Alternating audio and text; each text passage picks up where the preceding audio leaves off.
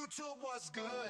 It's your boy Jovan. This is Jovan's Night Flicks. This is Jovan's Night Flicks. This is Jovan's Night Flicks. This is Jovan's Night Flicks. Every day carry for your viewing pleasure. We just having fun together. Haters try to say we weird, but we doing better. Knife community is all that matters. Welcome to the Knife live stream. Be yourself, say what's up, put the knives up. We on the stream, have a good time. Welcome to the Knife live stream. Be yourself, say what's up, put the knives up. We on the stream, have a good time. This is Jovan's Night Flicks. This is Jovan's Night Flicks. This is Jovan's Night Flicks. This is Jovan's Night Flicks. This is Jovan's Night Flicks. This is Jovan's Night Flicks. This is Jovan's Night Flicks.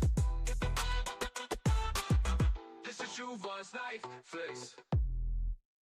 This is Jovan's Night Flicks. This is Jovan's Night Flicks. Yeah, Murray, got the world in a spin. Blades in my hand, got the world in a spin. Jovan's Night Flicks, let the show begin. Every move sharp like the edge I hold. Stories untold, sharper than gold. Flick life, twist life, every frame tight. Knives on the screen, cutting through the night. Subscribers piling up like stacks on stacks. Jovan's in the zone, ain't no turning back. Clicks and views, yeah, they fly like sparks. Knives in the dark, carving out my mark. From ballad songs, flipping to the sickest tricks. Jovan's Night Flicks, where legends are lit. Every video's fresh like a polished blade. Precision and grind, that's how dreams get paid. Cutting through limits, breaking the streak. Jovan on the rise, every fan's heartbeat. From tutorials fire to unboxings insane. Content so slick, you won't leave the lane.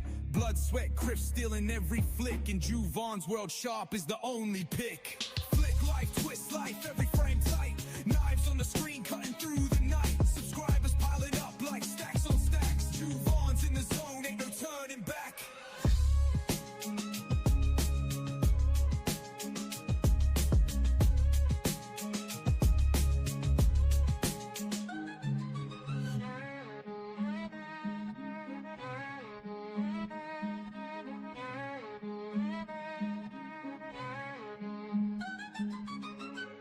The Insomniac sitting spins now on the air for all the night freaks who can't sleep.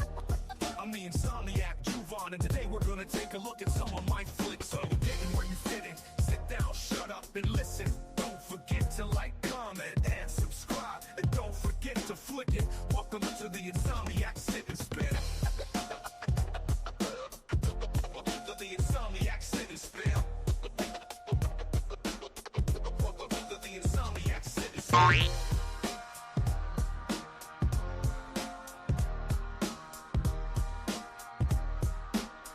Welcome to the Insomniac Sit and Spin.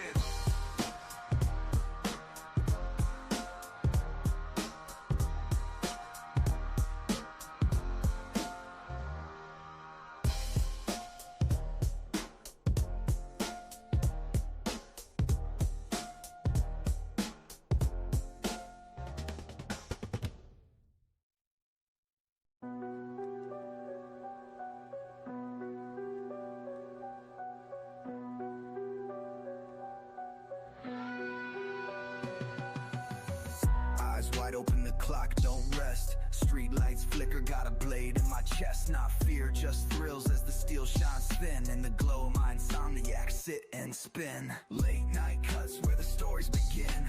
Fingers on fire and the metal's my kin.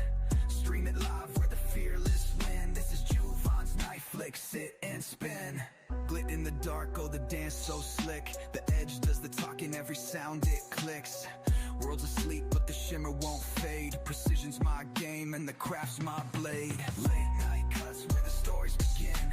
Fingers on fire, and the metal's my kin. Stream it live where the fearless win. This is Jovan's Night Flicks, sit and spin. Under moonlight, the sparks they fly. Sharp as my...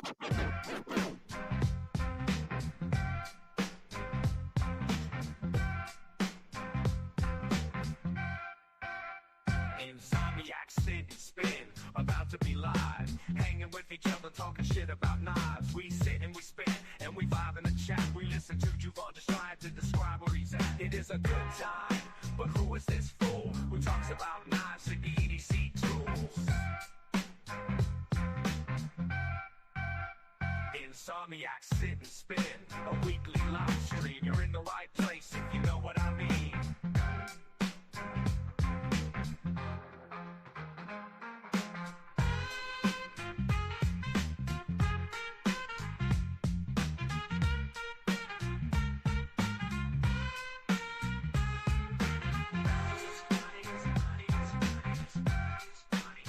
Insomniac, sit and spin a weekly live stream. You're in the right place if you know what I mean.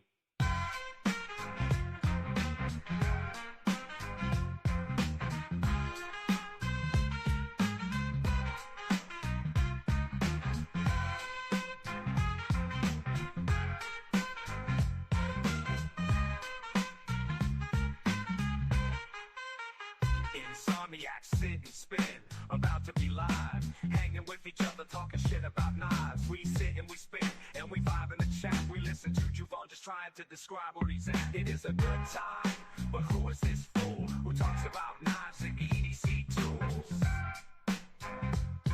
Insomniac, Somniac, Somniac, Somniac, sit and spin. Because we laughed a little bit, but are you high on cigarettes?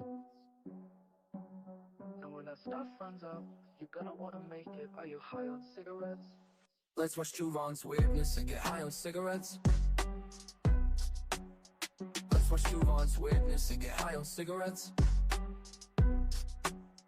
Let's watch Juvon's weirdness and get high on cigarettes. Let's watch Juvon's weirdness and get high on cigarettes. Do you know that you're right or wrong? Do you know that you're right or wrong? Do you know that you're right or wrong? Do you know that you're right or wrong? He don't smoke 'em, but he loves it when you do. That's why he's high on cigarettes. And if you find him, you should light him up a few. He's getting high on cigarettes.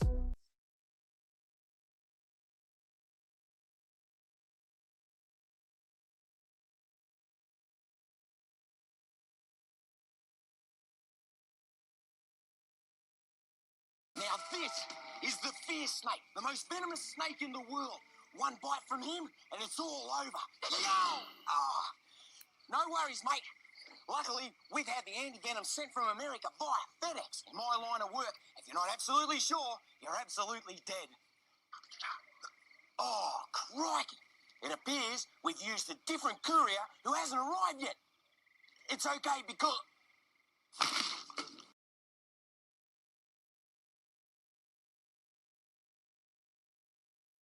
What is up, guys?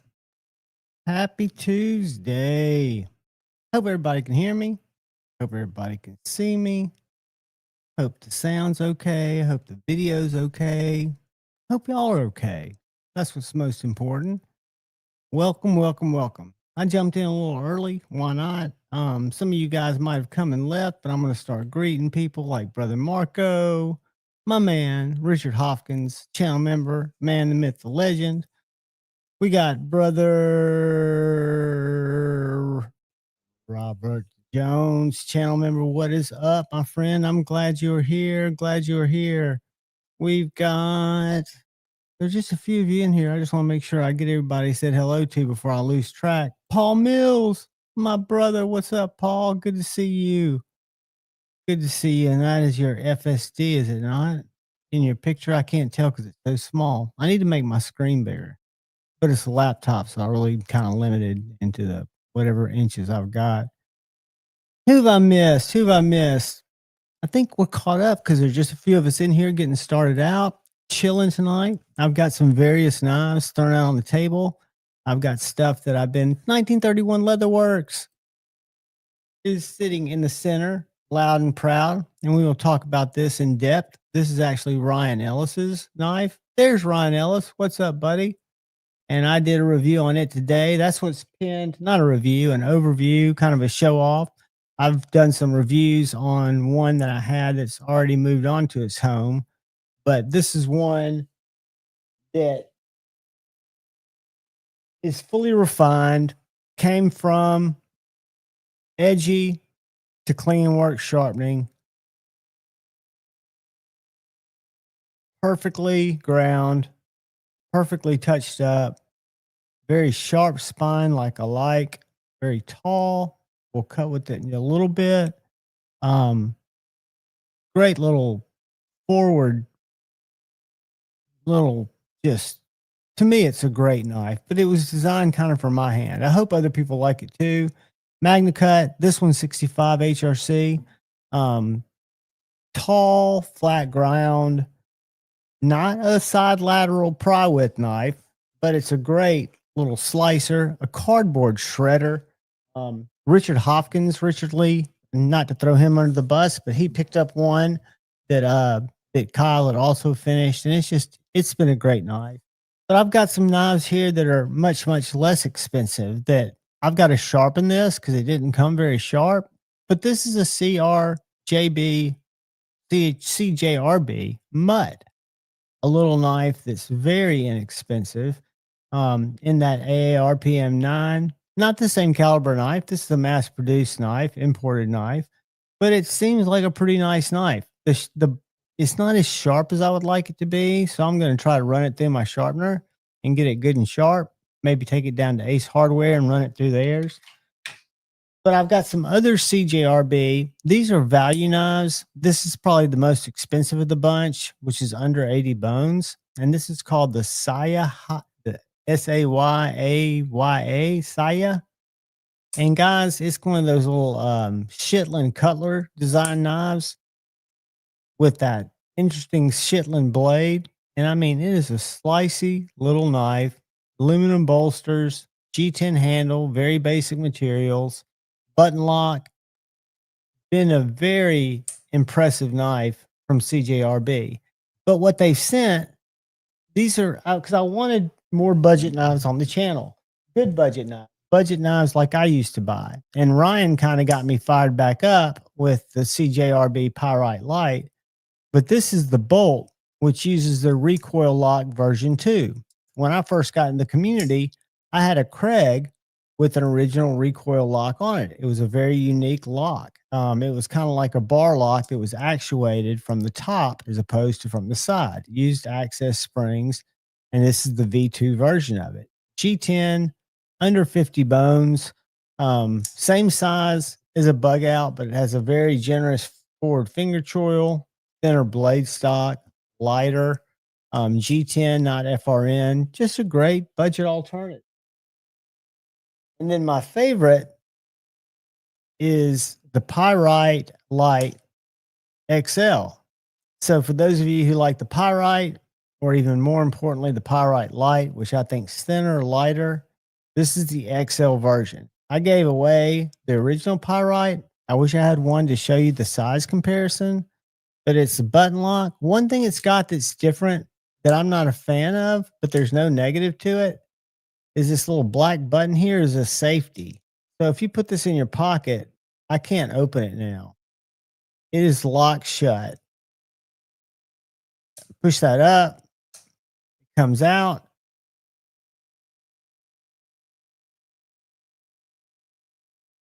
I can also lock it open. I don't like safeties on knives, maybe on automatics, but those of you that, don't want it to come out in your pocket, which I don't know why it would, that's my phone beeping. But what a great knife. FRN, very light, very thin, good knife. And right around 40 bones. Got a couple of Kaiser slip joints here. Both the same design, but different price points. And you can get this in 14C without the fancy Damascus for about 79 bones, and titanium with a wood, or I think it's a micarta inlay on the one that's not Damascus. Really well done slip joints. Then for about 160, you can get the Blade series, which is S45VN, carbon fiber, titanium. Really nice knife for what I think is a really good value in slip joints. It's got a very unique, not complete 90-degree half stop with this jimping on this little ricotta that keeps it from cutting in your finger, which is kind of a safety feature that someone like me appreciates. Modern slip joint at a really good price. I think Kaiser knocked it out of the park, and they've got a couple of other patterns. Just doing a quick run around the table. Really cool knife. The concept Narwhal. It's a bar lock. This one is in Damascus. I wish I'd gotten the other blade steel. Usually they use 20 CV and S35, but this one is in Magna Cut, and the price has not jumped up that high. Really nice carbon fiber scales. These are copper, not my first choice, but they've got some beautiful like Arctic carbon fiber with Magna Cut, stonewash blade. The style of this knife is a great slicer. The bar lock, which is not my favorite type of lock, works very well with the blade hole, which is its only method of deployment. Very cool little knife. And probably the most controversial that I have mastered for simple use. This is the concept Hazard. You guys have probably seen all kinds of weird videos. It uses this new Bally lock, which I just opened up, and it allows you then to flip it open, lock it back in place. It's a full-size knife with excellent cutting geometry, and it's extremely well locked up. I pop that little detent ball there. I can spin that. The blade's nowhere near making contact with my hand. Flip it shut, and it's locked shut. So you can do tricks with this if you want to. I haven't needed to, but as long as I don't have my finger in that blade path, I feel that this knife is not for beginners per se, but it can be used very safely. And I'm impressed with the ingenuity and the fact that it's a very cool lock. It makes for a full, almost full-size backspacer. It's a big knife. And I got to where I can manipulate it pretty quickly, opening and closing it. What I did at first is I was trying to hold the entire bar like this, and I would flip it out of my hand. That's the way you'd see it done on a lot of the videos where they spin it. But I've had more luck just using this finger. I keep this finger on the clip and then using this finger just to pop it, because it's just a little detent ball right there. There's a detent ball and a detent little channel. So I found it easier just to pop it, lock it, pop it back, pop it, lock it, pop it, lock it, pop it, lock it. Cool knife. The concept Hazard. Very unique design. That's why I wanted to check it out. Haven't done a review yet, but I will. Not for beginners. I have not cut myself with it. I really thought I would. I thought I'd cut myself a lot. Did a video the other day, which is probably one of the best bar locks that I've experienced. And this is the Kaiser Staffy. They also make, I have to pull it up, the other name of this sister knife that's designed by Osho too. The handle's the same, but the blade's a drop point. Titanium, carbon fiber handles, S45 VN steel. Wonderful clip. This is somehow, I don't know the logistics of how this was done, but S.Sho, his name, the designer, collaborated with the EDC community, according to Kaiser's website, to get a lot of feedback. How he gathered that feedback, I do not know, but this is the knife that resulted from it. This and the drop point. This is a harpoon blade, compound grind, but it's got a full-length backspacer. It does use a clutch lock, which is very efficient. It's adjustable, but to me, it doesn't need to be. It's got nice snap, whether you thumb flick it or what people that are new to knives, you don't even need to thumb flick it. You can just open and close it by giving it a little tug and a little wrist. But more of a robust knife than a slicey, dicey. I wouldn't want to grab this to go cut a lot of cardboard, even though it's got a nice hollow there in the center with a little slight recurve. What's up, Jesse? Brendo's Blade Gear. I need to get back in the chat. Now I'm going to show y'all the coolest knife, in my opinion, ever. Be Shady, and he's going to love this because it's his color. Unfortunately, this one's sold, but there's another purple one. This is an Edgy American Blade Works. You can see his little maker's mark right there. This is a fret. This is the design that I came up with that Edgy perfected and is making for me. They're little small EDC fixed blades right at 6 inches with a really tall, flat grind. These are made out of MagnaCut and 65 HRC. We'll say 64, 65, but they've been coming out at 65 HRC. This one's got a nice poured resin handle, G10 liners that are just beautiful. My lights aren't doing it justice, but I will get some slicing with this here in a second because that's what it was done. These knives are unique and they're touched by a lot of people in the community. It's kind of my brainchild that Shane handmade. Kyle did some hand finishing, not only on the handles, but he did the edge on the MagnaCut, which is super sharp. And then they all come with the sheath from 1931 Leatherworks that is, guys, gorgeous. So that's how the little packages come.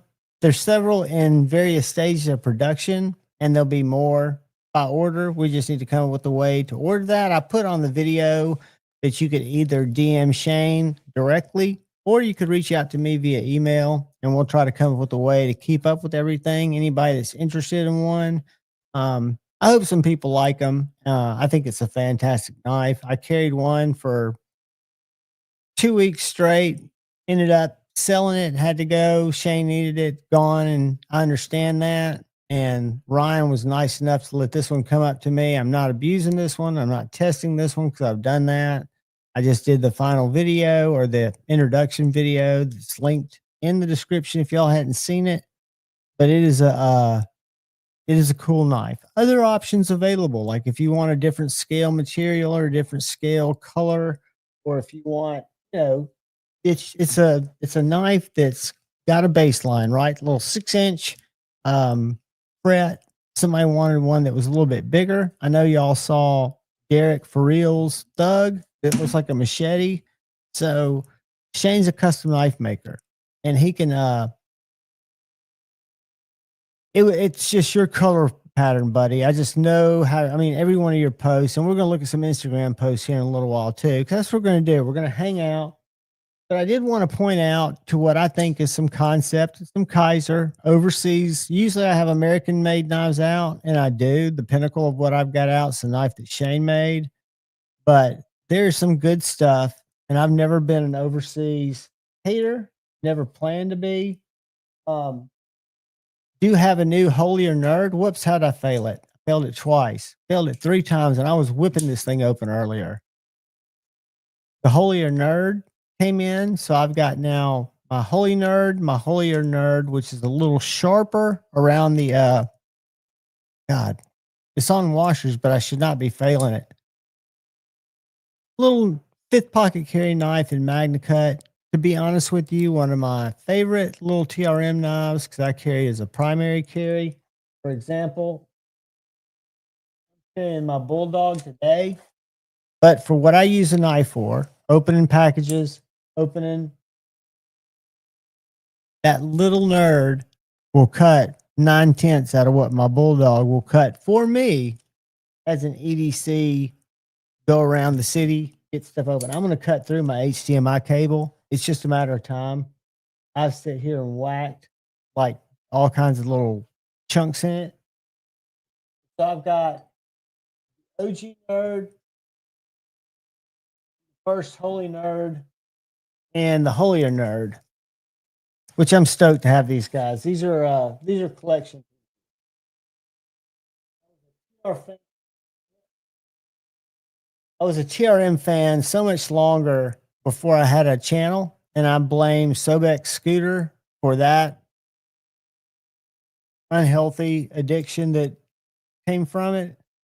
But what a great, great knife company. I think Ryan just got his, not to throw people under the bus and dox them, but I'm going to do it because I'm an idiot. Hey, Henry G. Got a TRM Bulldog today, which I've been carrying pretty much nonstop. Having a little bit of regret that I put, and I can always go back and change it, but that I put the titanium scales on my Holier Nerd or Holier Bulldog because I really like the lightness of the micarta, even though the titanium does feel very good. And I left the older clip. They went back to this titanium clip for the Holier Nerd, which is a better clip. I left this clip on when I did my scale swap because it had already taken the form to the titanium. I could have popped it out. I could have done it. I was just being lazy. But these are really good knives. You can get a Bulldog without titanium scales with micarta or G10 for under 250, I think. And there are other knives, as long as you don't go with the titanium route, which is going to run it up over 300. You can get a nice USA made knife with either a Magna Cut or 20 CV blade that are very well heat treated. And I think have some of the best cutting geometry.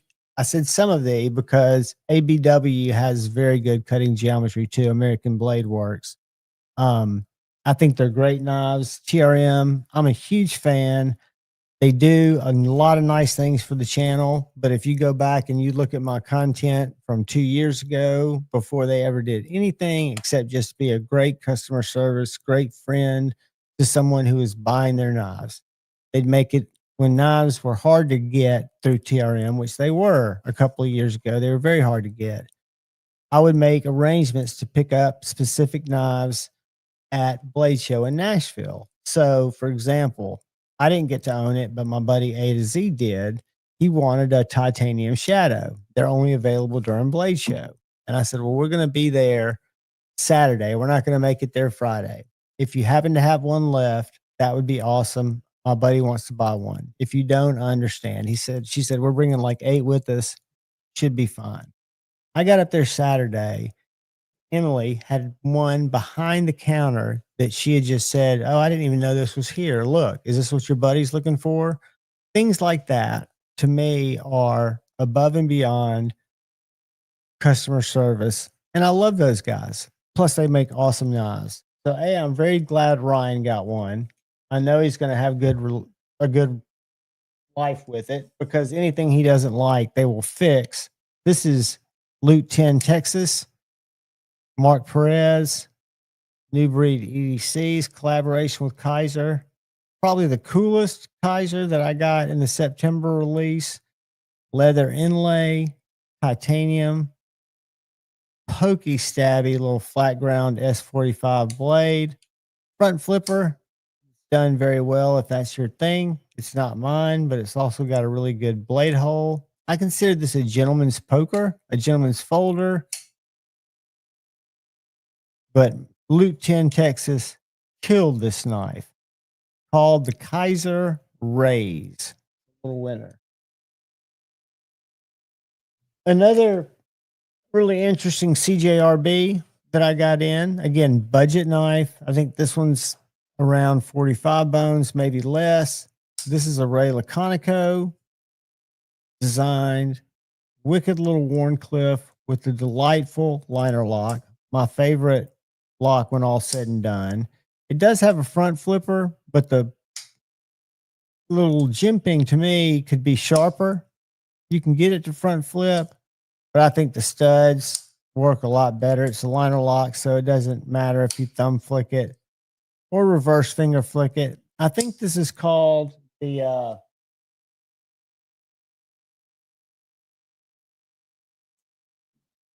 let me tell you what it's called. Bear with me, kids. Bear with me.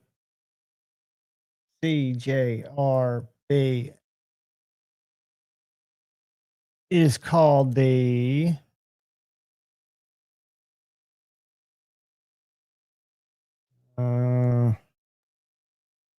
not the bolt review coming soon. It is called the Kestrel. Kestrel. Now, keep in mind the price that we look at here is usually going to be a few dollars higher than Blade HQ or any of your other White Mountain knives. $49.99, under 50 bones. I'm guessing this knife you can find on Amazon. Let's do this. Let's go like that. Copy it. Go to Amazon. I'll stop sharing. See if it's there first. It's probably going to be 49 because it just dropped, but we'll see. Stop sharing. Share.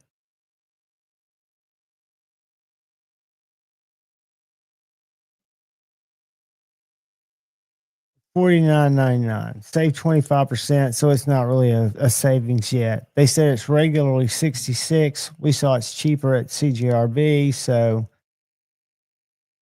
nice choil up front, basic little G10, nice sculpted, flat handles, reversible clip. Again, I don't love and seek out budget knives, but I've been carrying a lot of them for review. And I remember why I fell in love with knives, because I was collecting a lot of budget knives. I was getting used to different locking mechanisms, different actions. I was kind of learning what I liked, so I could then kind of transfer that over to what I wanted to collect, down the road. What's up, Kevin Smith and Knives? The Grinch, what's up? Hey to you, my brother. And that's just part of the knife evolution for me. I look at it and I kind of say it jokingly. I don't know if people know what I mean, but it's kind of like a knife hike. For me, it's like taking a hike with a bunch of people, and every now and then people will take different trails, like the slip joint trail, the tactical trail, whatever the trail is. And you find different things that you like, and you come back and you camp together and everybody talks about what they like. That's the way it should be, right? And it's for me, it's been an evolutionary journey that I really enjoyed, and I continue to hope to be able to. I think it's a win. I think it's something that's good, and I think it's something that's healthy, and it brings people together. And again, this is coming from an ex-drug addict who is eating a Hinder every other day. So I'm just blessed to be alive and to have something that's a little healthier in my life, because it does take a lot of my time. To talk to myself about knives. Now, the Kaiser Seagull. This is probably going to be, unless something comes out and blows my mind, and I've got some really good ones right here from CJRB and have a couple of others coming in, and I have some more Kaisers coming for October. But for right now, this is a Kaiser design, an internal design knife. The Kaiser Seagull, I've got it in two variations, the Rich Light with 14C. You can also get it in micarta in 14C, or the G10 and AEBL. There's about $1 difference between the two. Fantastic EDC knife. Many reasons. Budget knife for one.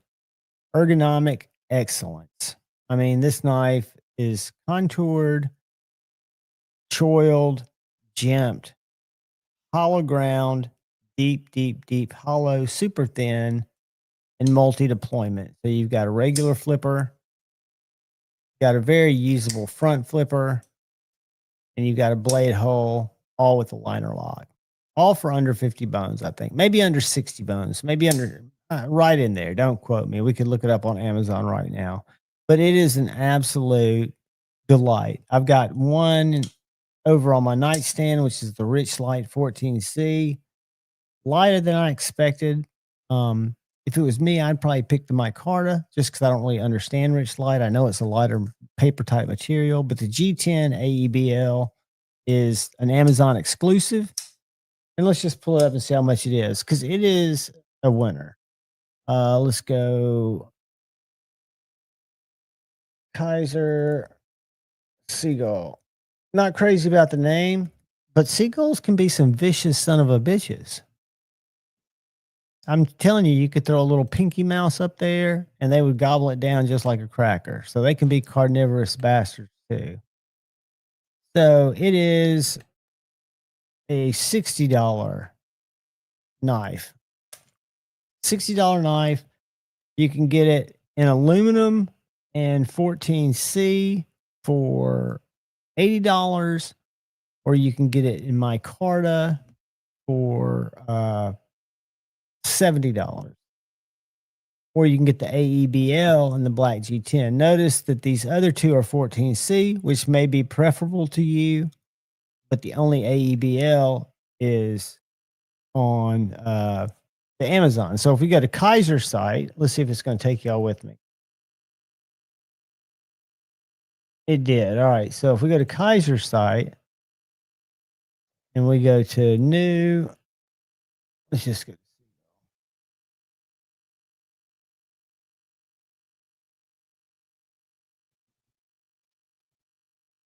So they've also got the Rich Light on the Kaiser site in Blue Canyon. Beautiful knife in 14C. So these are the 4 different variations. You got the black, you got the aluminum, you've got the micarta, and you've got the Rich Light. 3 of them are 14C. One of them's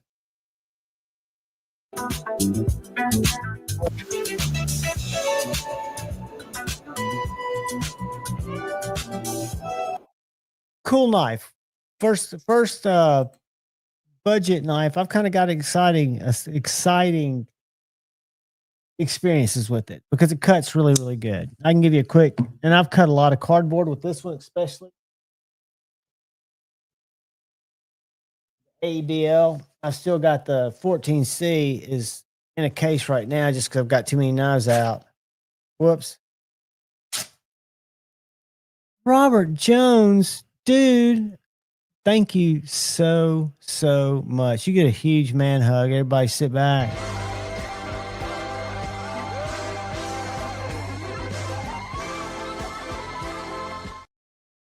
Dude, thank you. I appreciate that more than you know. And the knife addiction is a real thing. I've tried to do really good, and I think I have done really good at not getting a lot. But dude, I just appreciate the fact that you're willing to throw out some cash and you appreciate it. And I appreciate you. Love you, man. Appreciate you big time. Appreciate you big time.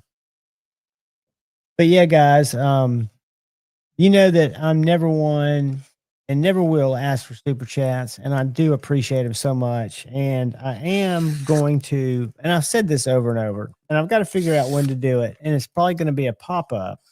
But what I'd like to do, I'm sitting here just slicing this coupon with this seagull.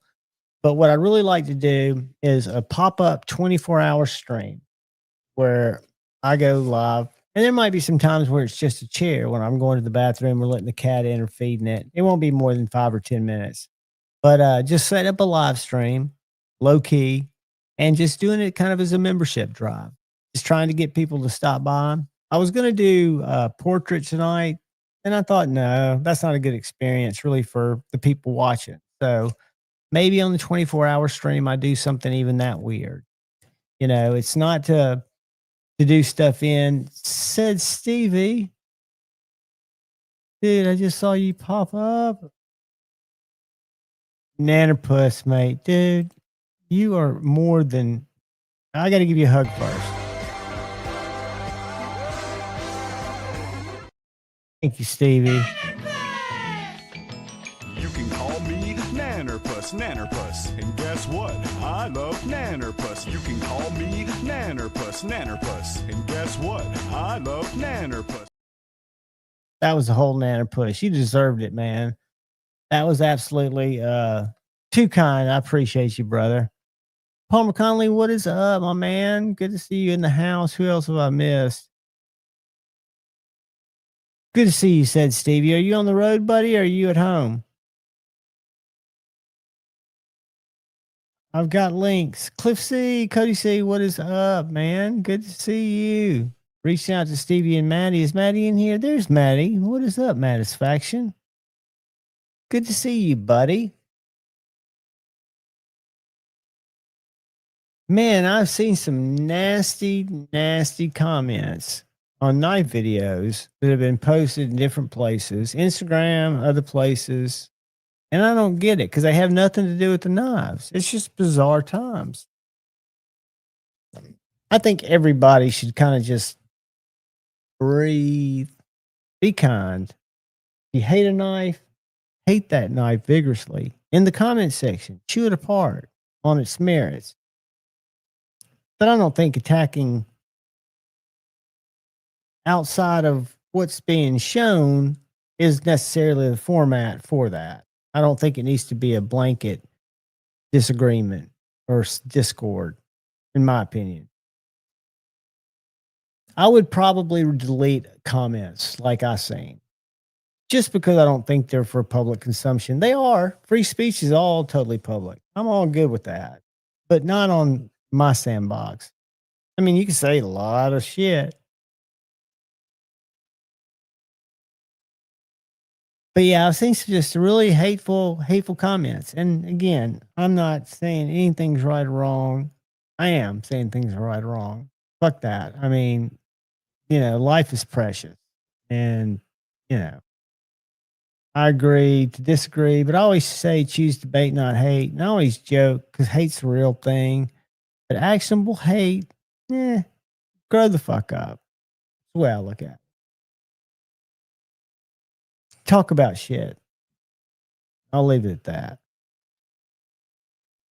But the reason we're here is to shield this beautiful fucking knife. Shane and Kyle and 1931 Leatherworks absolutely killed it. I don't know if y'all have seen Richards. Richards looks like wood, but it's also a resin or acrylic. I always get it wrong. I called it rosin, and I told Shane and them because they said, "Hey man, you messed that up." I said, "I know, but if you deal with live flower, resin and rosin are both real things, so I get confused." But this has got a Spyderco or Spyderco type choil, so sharpening on a fixed system, no issues whatsoever because you just follow that plunge.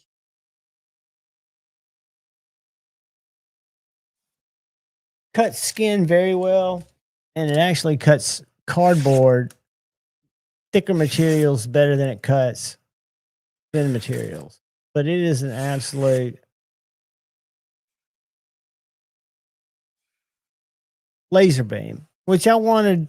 I mean, I'm not a knife designer. I'm a little guy who cuts shit open, boxes, cat food, basic shit. You know my stuff. I probably cut 5, 6 things total, different type of things. But this little knife is just about perfect because the sheath that Terry designed for it, and you can get this, if I'm not mistaken, Terry can correct me, in a horizontal sheath if you're not a pocket dropper guy. But I know Richard carries his in his front right pocket instead of his folder. I carry mine in my back right pocket. And it's just a great little, I don't have one right now, but it's a great little knife. It's been moved on. And Shane's got a couple in various stages of production. 1 or 2 real close. This one's going to Ryan. He was nice enough to let it come to me first so I could do the video I did today, which is pinned up at the top.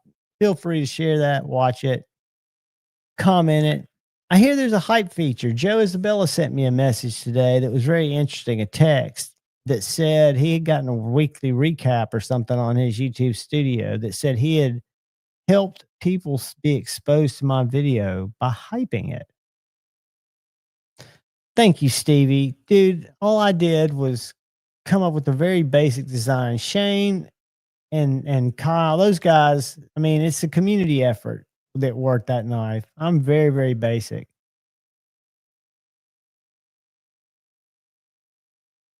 I appreciate that, brother. I don't know if that's a good thing or a bad thing, but my brain is definitely full of nuts. That is a fact, Jack.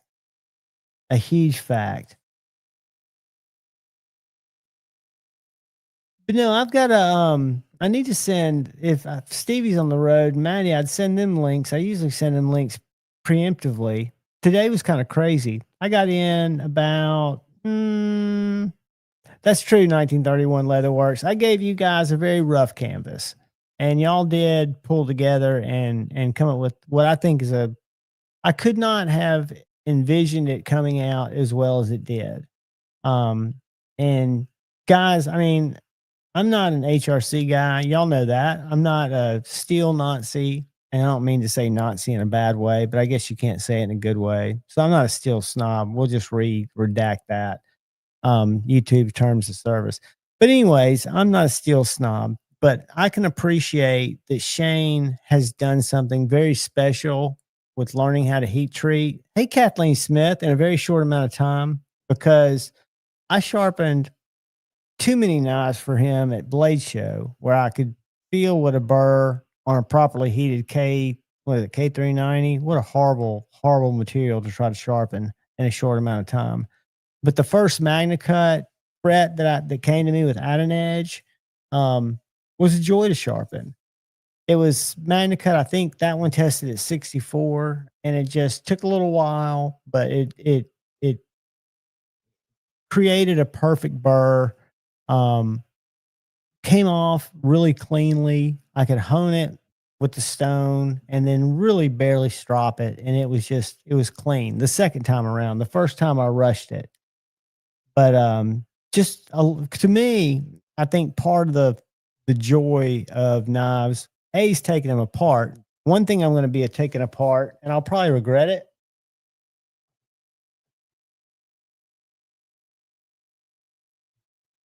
Maybe this weekend, but probably next week, because I think they're coming from Sweden. I put skiff bearings in this aluminum stitch, which doesn't need scales. But my buddy at Lex Custom, who did the scales for my bug out and my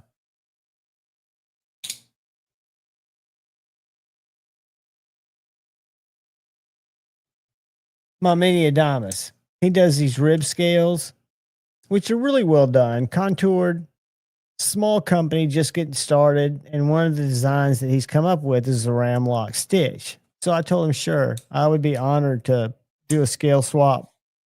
And he's sending me out the scales, and I'm stoked to do it. So that'll be something that's coming up. Nobody watches those videos, and I'm cool with that because I try to set them up so they'll be searchable when somebody wants to swap a scale or somebody wants to take away a Benchmade Adamas. Because this knife is the closest knife when I did this scale swap that I came to putting in a Ziploc bag and taking it down to my buddy at Knives and More and having him put it together. I had scratched my head on how to get the bar through the liners. And I mean, I can't even explain because, of course, I failed pushing the pivot through because the pivot tool I've got is not big enough. And I didn't know that. So once the knife fell apart, I had it completely disassembled. And when you've got the two scales or the two liners and you're trying to get the lock bar through those, it's kind of like a little jigsaw puzzle just to get it in each side. And then you've got to get the scale or the liners lined up and pressed together. Dudes, it was tough. I still think I might have them a little bit bent because it's not 100% centered. I mean, it's not anywhere close to rubbing, but it's not. I'm not Kevin, lefty EDC, but I am a little bit particular. And this one's a little out of whack.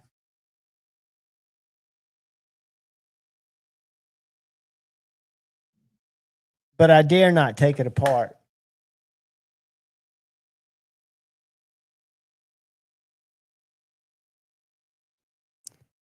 Yeah, Brenda, I think let's see if we're talking about the same person. The guy I'm talking about is I haven't seen his knife. He might own some cool knives. Lex Custom International. This is a guy, one of the few that reached out to me via the channel in a more of a personal way, and somebody who I was interested with because he just sent me a link to what he was doing. He's not doing a lot of scales. He was doing bug outs, and I like those. That is the Mini Adamas. And he also does that's an amphibian. So he does all the Ramlock microtech. So he does the amphibian, he does the MSI, and he does the Stitch. He also does a Hogue Deca, but I've got to get my hands on a V2. I've got two V1s because he wanted me to put the scales on a V2 to show it off because I think it looks good. I mean, I think it just is a different look. I know a lot of people do scales. I don't know if his voice is. It got plastic scales and everything is just wobbly.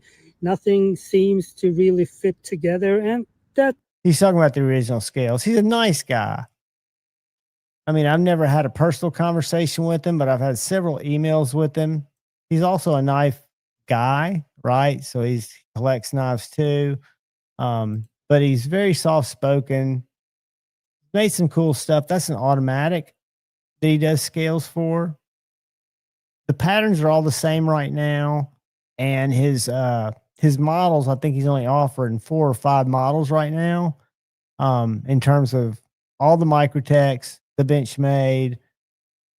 Here's the couple of pictures I did of the Mini Adamas and the Bug Out. But a cool guy, so cool that I'm going to try to obtain a Hogue Deca V2 to do it.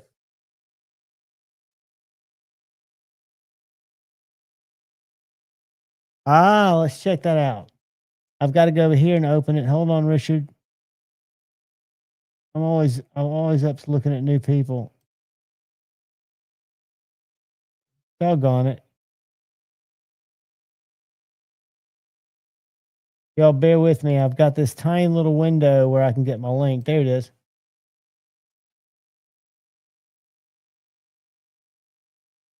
Let's share the screen.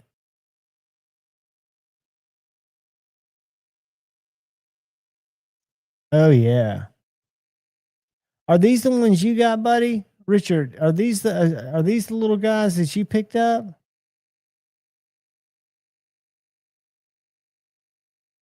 I know you picked up some small guys. Hey, Paper Tiger.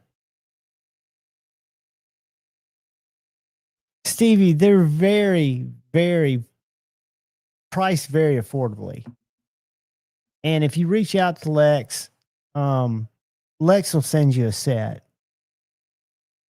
He's looking for people to kind of show him in the States. And let's see how much they are. Hold on a second. Let's go to his website. Those are awesome little knives. Let's go to Lex International. If I could spell.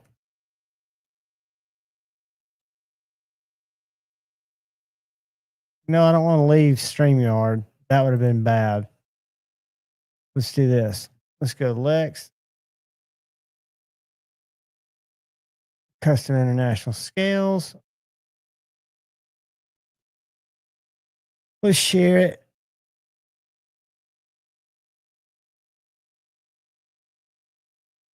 And let's see what he's selling these guys for. He's looking for resellers. He's looking for, he's got a newsletter because he's adding new people or new scales, but he's a really good guy. He does not strike me. So he's got Benchmade, Hogue, and Microtech. So let's look at the Hogue Deca V2. 2.1 ounces. A couple of different shakes. Let's see if he's got a price.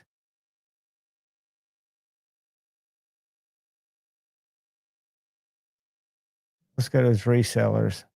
Because you can also buy, let's go to Etsy.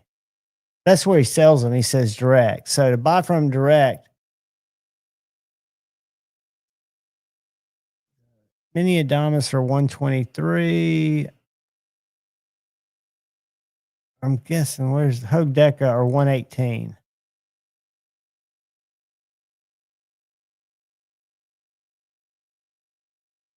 So 118 for a set of titanium scales.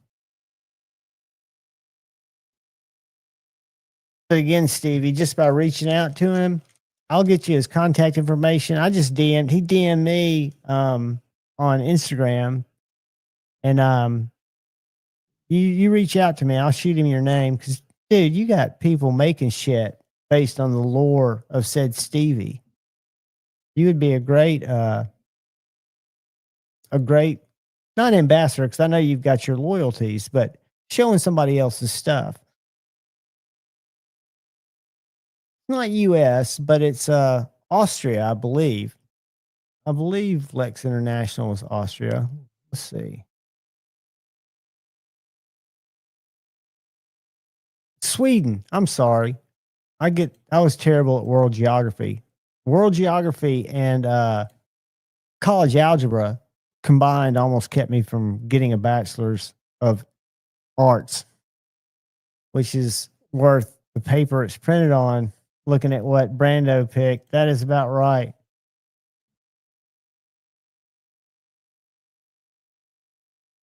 Yeah, it's hard for me to buy anything right now. I totally get it. Again, I don't have regular income. I went from like full on burning the midnight oil, corporate management, not C level, but I was definitely up there, getting annual raises, and they just cut a whole nother group like 2 months ago, but I was the first part of the cuts, and it was painful. And I thought about going back in. And I was at the time 57, closing in on 58. And I was like, you know what? I've got to come up with something. And YouTube's not it, trust me. But I've got to come up with something on a consultative basis, maybe working with some of these knife companies to help them not have a pop up every time you go to their website. Let me give you an example of what I'm talking about. This is what you call bad UX, or user design. So if I'm going to share this blank page and I'm going to go, y'all throw out a website. We'll go to Blade HQ first, and then we'll go to another one because they're all the same. Now, keep in mind, I go to Blade HQ almost every day. So I'm going to go here to new knives.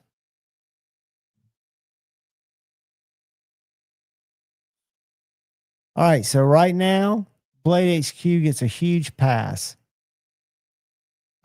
Nope. There it is. There it is.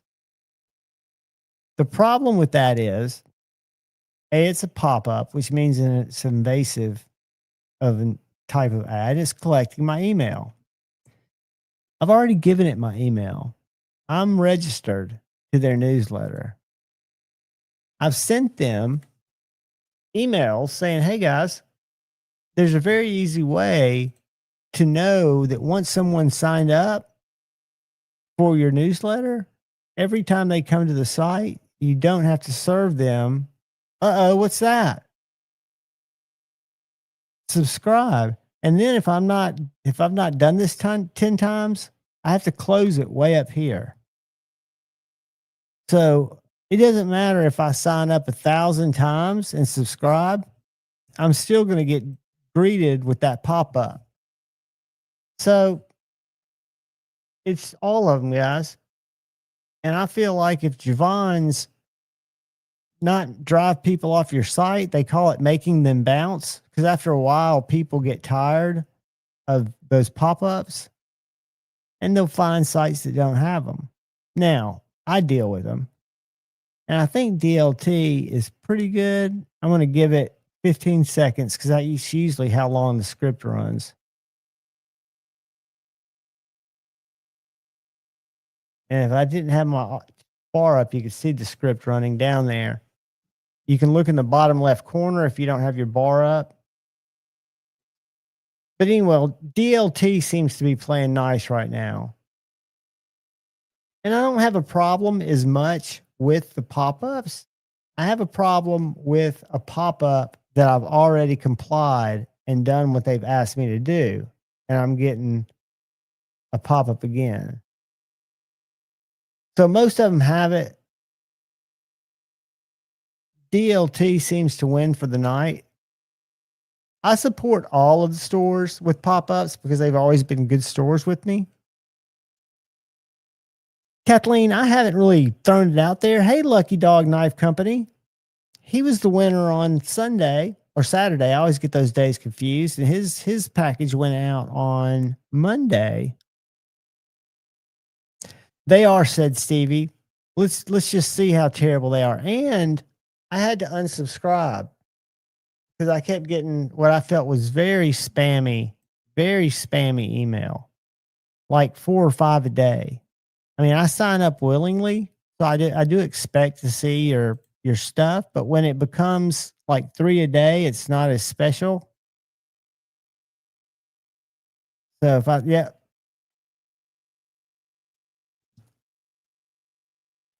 and if you sign up for text alerts within the first month, you will unsubscribe.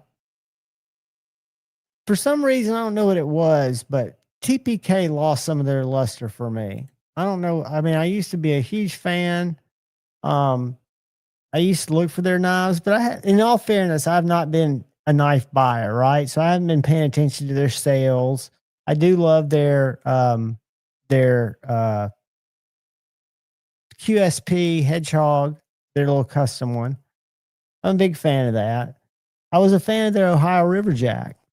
My local knife store, by the way, Knives and More, has 2 Ohio River Jacks, the originals, fresh in their boxes. One is a spear point and the other is a sheep's foot, I believe. If anybody's looking for those big, thick knives. And they've also got a Jack Wolf. What's the Silver Stag? The one that's $199. That's kind of in that price that really doesn't make sense since they added that lower price. Absolutely, Jesse. But see, if I don't worry about them, I don't have anything really to talk about. Because if I start talking about the deep, dark recesses of my mind, it'll run all you guys off. I don't want to do that. So I want to keep it somehow relevant. And I like talking about the tangential that doesn't really matter, because sometimes people in the chat will throw out, well, have you thought about this? And it takes that conversation that was a nothing conversation down a meaningful path. And that's how I learn. And I think that's how people learn in the chat. And it's always good to see Andrew here. I did a short today. Let me find it. Of the ranch dog. And it got, so far, where is it? It's at 1,026 views. And it was posted.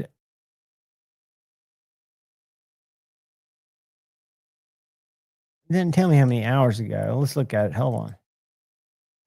All Andrew's knives do good on shorts. And I think I've told you guys that's kind of my my little growth plan. I do a long form content a day, and then I do a short.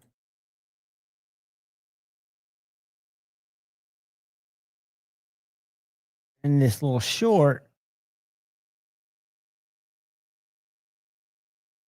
has gotten 1.2 thousand views and 2 subscribers. And it was posted 6 hours ago, roughly. So by tomorrow, it'll have probably 2 or 3,000 views. So shorts to me aren't gonna, some of those people do eventually find my long form content. And I always say in my description, come watch my long form content. But my long form content, guys, I'm a realist. I know I need to bring it up in production value, right? Because it's just straight table down format. And I've got to get past the fact that that's what I used to watch pretty much exclusively when I was watching knife content.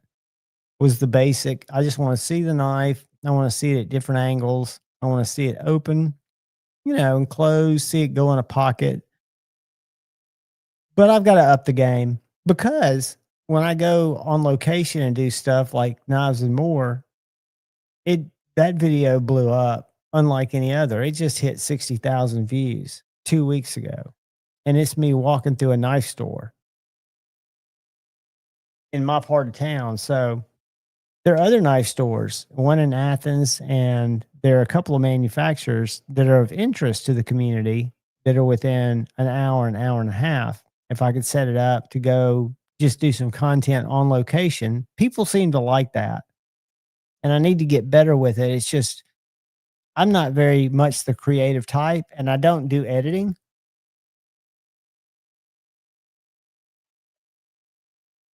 A, I don't really have the software outside of Microsoft Movie, or not Microsoft, Apple Movie.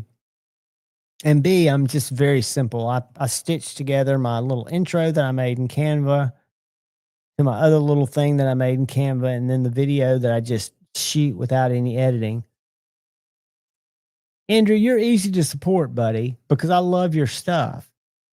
And I was talking to Jacob today at Very Good Knife Company. He was my guest Friday night and just thanked me for the same thing, for the support. And I said, you're easy to support. I'm not the guy who looks for people to reach out and have me check out their knives. I'll reach out to people. Sometimes they answer, sometimes they don't. And I ask to see their knives. A lot of times I offer, if they want me to send them back, I'm happy to send them back. I'm just interested in their product, because at the end of the day, if I have people, whether it's 2 people or 200 people watch my video and I talk about kind of a crappy knife, it's not, and I make it sound like it's awesome, that's not doing any good for me, for the channel, for my credibility, most importantly for the viewers who might be looking for that information for whatever reason. So I try to keep it on the up and up. And I do work with certain companies, not because, well, partially because they support the channel, but more importantly, because I reached out to them first and I had relationships with them as a consumer long before I had a channel. Great examples there are Kaiser and Concept, TRM, TKL. I met them at Blade Show 2022, before I ever got into the fixed blade craze. And I'd seen their little Piranha. And that was the first knife that I got from TKL, was their little Piranha. And then they became, just good friends. I enjoy Tim and I enjoy Suzanne. And they've just been awesome.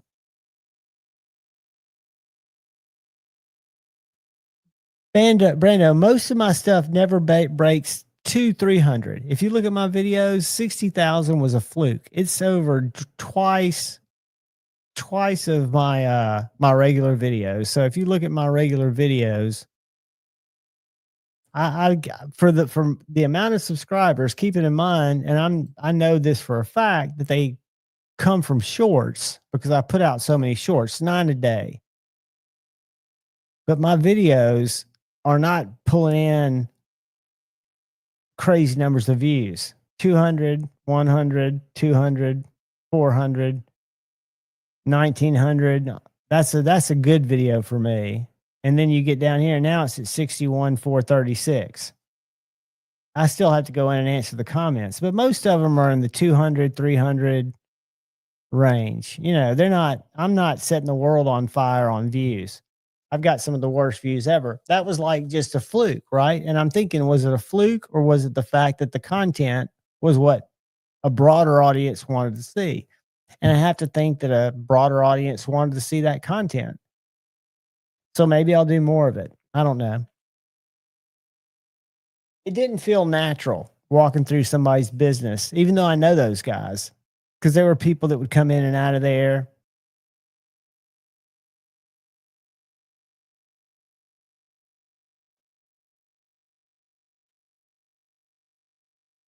But these little Lex custom knives are sweet. I'll tell you what we were going to do too. We were going to look at some Instagram stuff, if y'all have the patience for it. I won't do it for long. We'll just go down. I like to go down my homepage and see what's happening there. I'll refresh it first.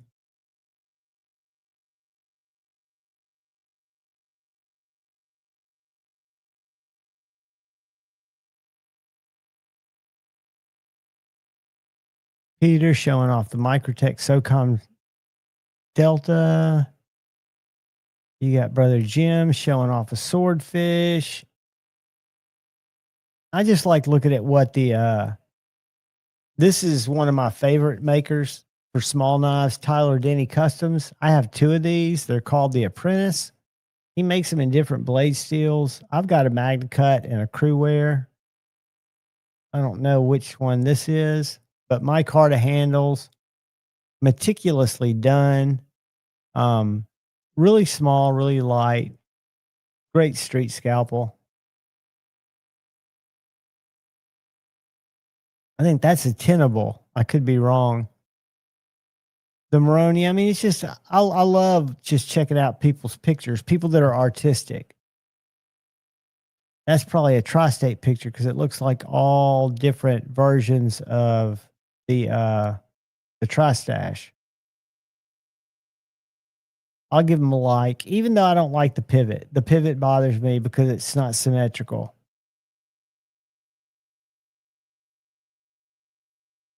I love that.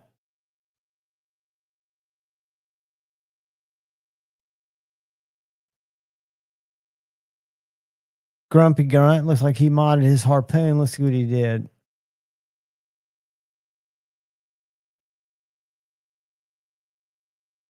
That's a great knife too.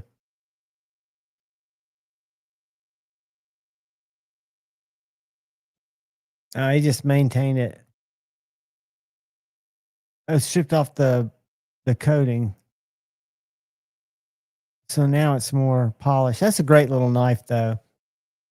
One of my favorite Kaisers. The only thing I'm not crazy about is the sheath, and I think that's the tall boy from Devo Knives. If it's not, it's a ripoff of it. Yeah, the Devo Knives tall boy. It's a great knife.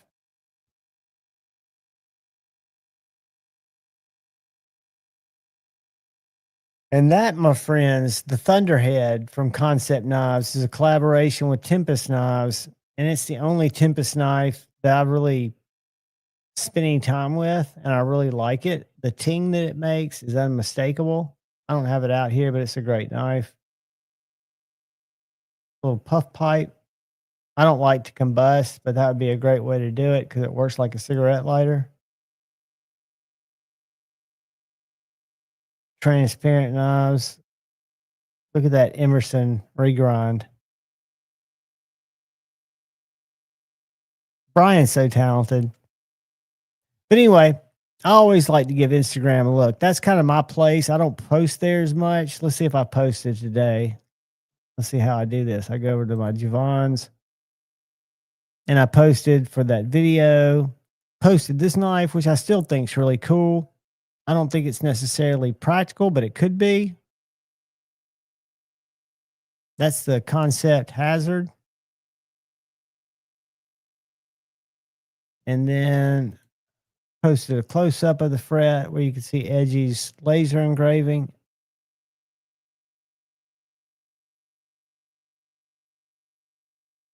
And then just some other stuff. Oh, the feral cat that's been hanging around that makes my hands have leprosy. He's turned into like a house cat or house kitten. But anyway, yeah, that's what's going on over on Instagram. Yeah, I don't mind. I don't mind the mustache being on there. I wish it was like on the back spacer or on the inside of the back spacer because when you put it on the pivot and the pivot doesn't lock, it's hard for me. The one I had, which was a production model to review, the only negative I could find about it, what's going on, Lancelot? The only negative I could find about it was I'm OCD. So if I can't get that perfectly straight and then be able to work the other side, it was frustrating for me. Be Shady channel member, what's up, brother? I think I said hey to you earlier tonight. But yeah, so that's the only downside I had to it. I would have liked to see the stash stuck somewhere else, even if it was on the blade. And I'm not for billboarding on blades, but I would have been fine with it. And I think T Denny, no, who was it? Somebody had a drop tonight I saw on Instagram. Let me check something.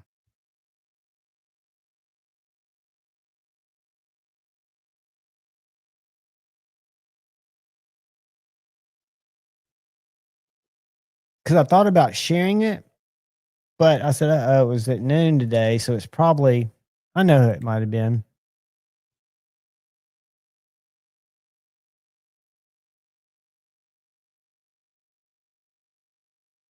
All right, so it looks like Tyler does have some in. Hold on, let's look.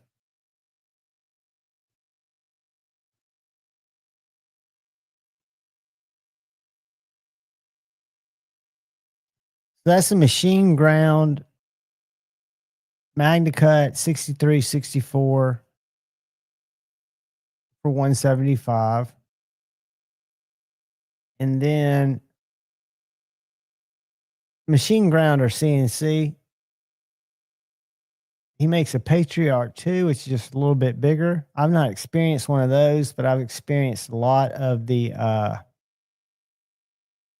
let's see if all these are MagnaCut. This one's got caramel paper micarta. I've got vintage caramel micarta on one of mine that's just beautiful.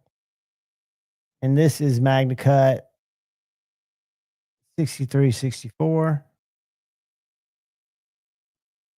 And usually his knives don't stay around that long. This is the caramel. This is the micarta that I've got on mine.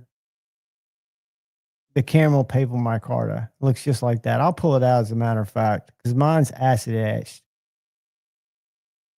And the V2s, I've got a V1 and a V2. The V2, the plunge grind comes up a little bit higher and the scales bolt on instead of being pinned. So give me a second and let me.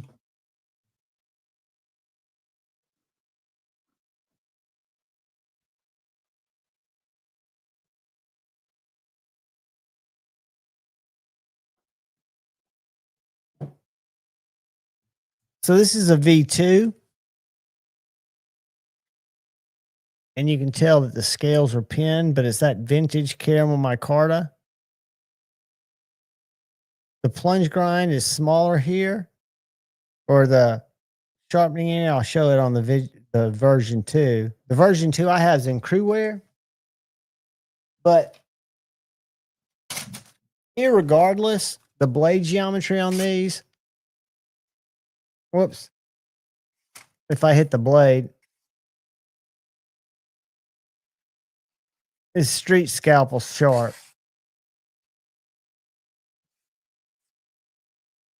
And then the other one I've got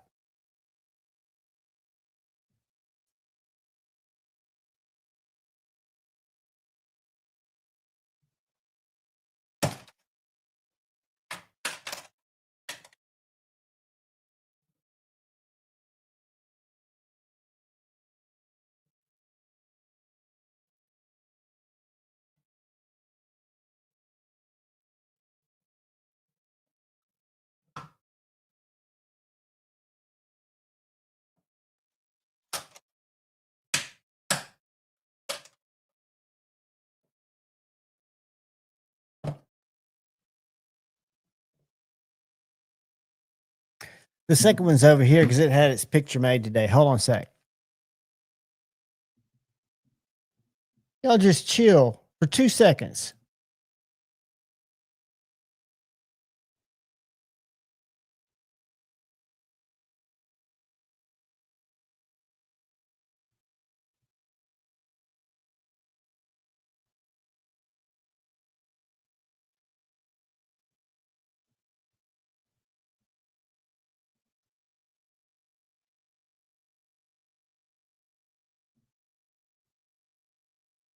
Sorry about that.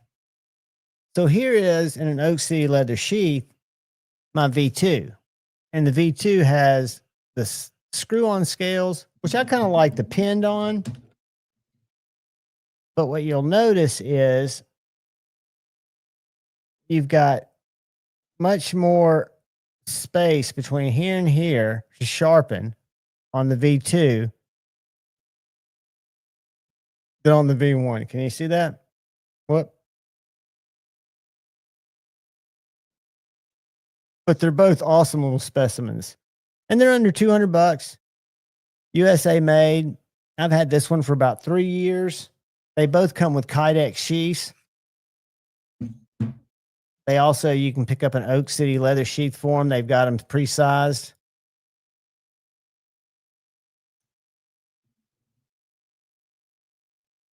But they're little guys. Kind of like, yeah, TKL had a drop. Maybe that was it. He was dropping some little knives. I always forget. It's hard for me to keep up. Again, since I'm not actively, and I used to be on every drop. Since I'm not actively buying stuff now, it's harder for me to you know, to stay focused and not be so much of a You can call me Nannerpuss. am an anapus when it comes to not being able to jump in on drops. Richard, when you come up here, I'll let you check them out in person. You can see if it suits you. It's a great small little light carry. And for being an EDC, it's not a hard use knife by any stretch, or a survival knife. Well, it'd be a good bug out bag knife and a scalpel. But it's great for opening packages, opening letters, opening dog or cat food, opening human food, plastic, that plastic shrunk wraps crap, that stuff that I think is almost bulletproof. They put dolls and shit in when my daughter was a baby.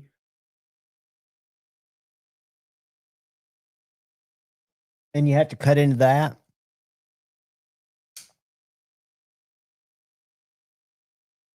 That's a really good little small Kaiser too. The Aza.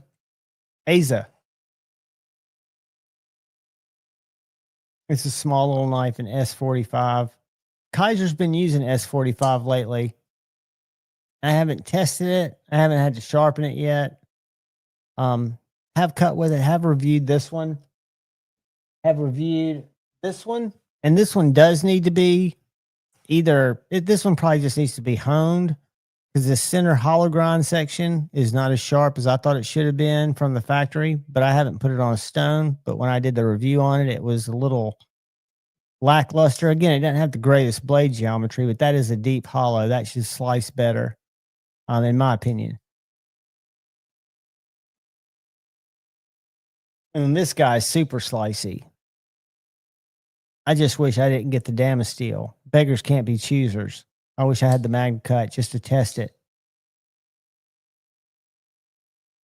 on my sharpening system, because that's the only way I can test them and feel the difference in a quote lesser than steel and a decent heat treat. Because I'm not going to cut enough cardboard or rope to make a difference and find out how much more it is or less it is in terms of cutting performance. Unfortunately. They have, Richard, I think Kaiser and Concept. It'll be hard because I'm going to look at some more of both. But right now, what I've really been impressed with, I've not seen one concept that has not been a collaboration yet. I've not seen a concept that has been just a concept design. Now, that doesn't take anything away from a Kaiser design, because my favorite budget knife is a Kaiser collaborative design. So this knife's great, guys. The Kaiser Seagull, again, under $50, either an AEBL or 14C. Let me grab my other one. Hold on a sec. I'll be right back.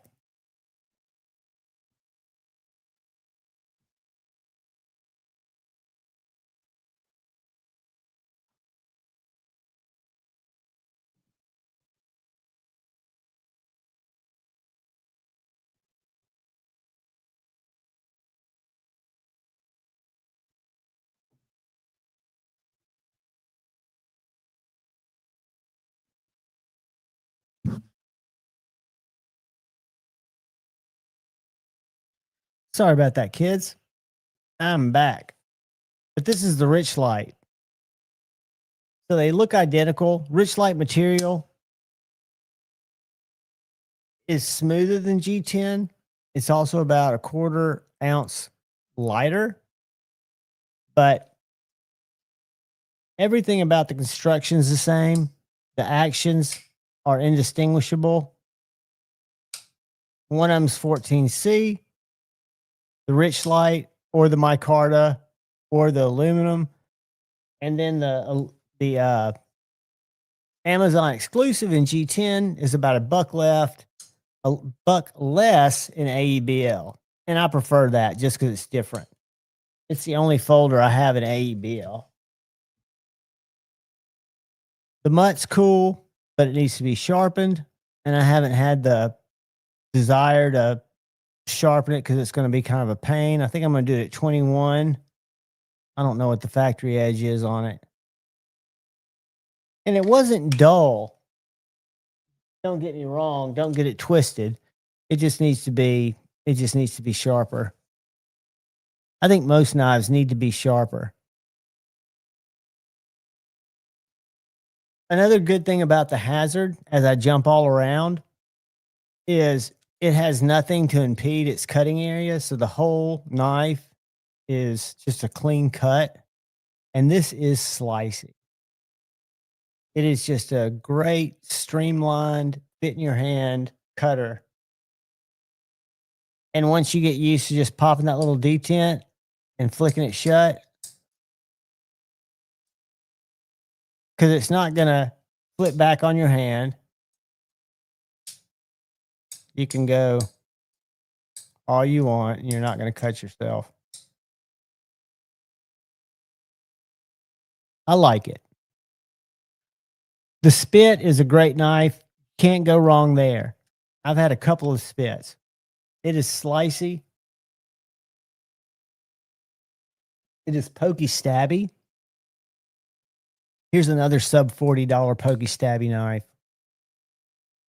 The reverse grip on this is sick. This is the Nanner. And they make it in other colors too. So you can buy it in like an olive green. I think you can buy it in a black. I like the Nanner color because it was a Nanner, right? That's what they call it. So I thought it was cool. Really nice front flipper.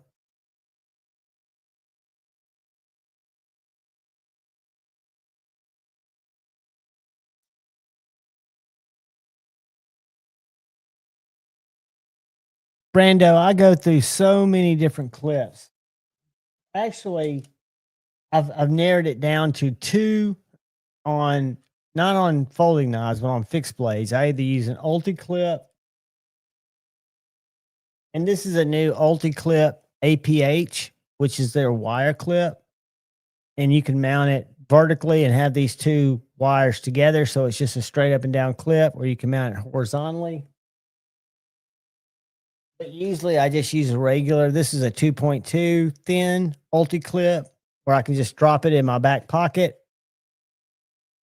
lock it on my hem. But my favorite clips, I've got one here.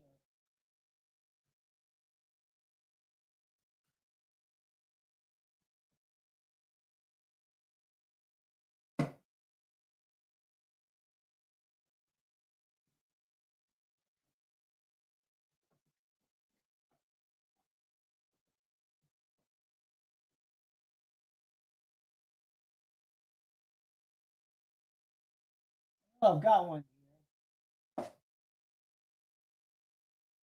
I've got a lot of different size Ulti clips. What I'm trying to find is a deep concealment carry clip.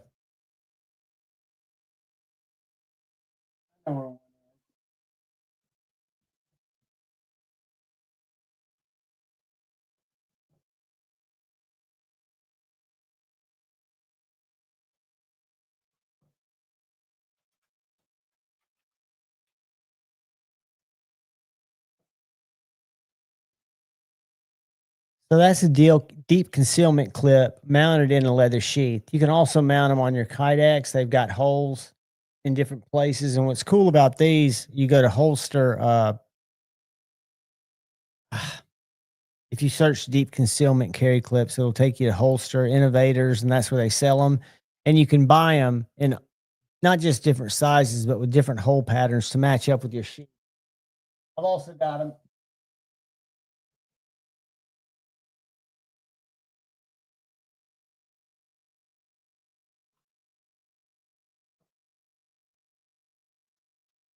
Here's a deep concealment carry clip mounted on this carry development knife. This is a carry development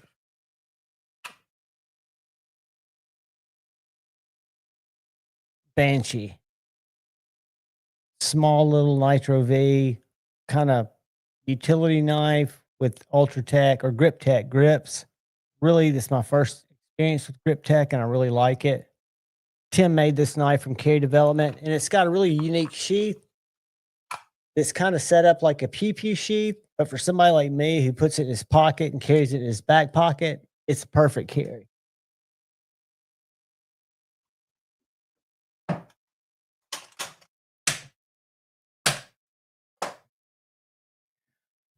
So what's everybody carrying today? I carried the Sasha from CJRB. So I'm testing it out. I carried the I've been carrying this in my pocket every day. The Kaiser trestle, the Kaiser Bladesmith trestle in the leather slip. I just have it out to compare it to the Vanguard. It's got great walk and talk. And then I've been carrying my,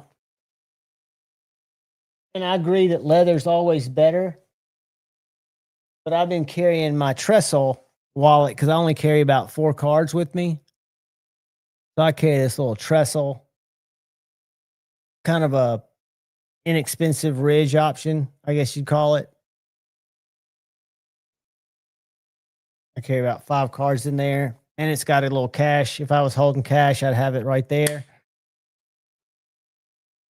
And I carried my, I'm going to do a video on this. I've just done an unboxing. This is my Woobin X4 that they send me to review. And guys, this light is $45, and it has a headlight, front light that you can adjust with this wheel on the side. It's also got a switch on this side. What? On this side. So if I switch it back, it goes to my side light. And that right now is on RGB mode, I think. Yeah, so that's going through the different colors on RGB. Whoops, hold on. And it's on.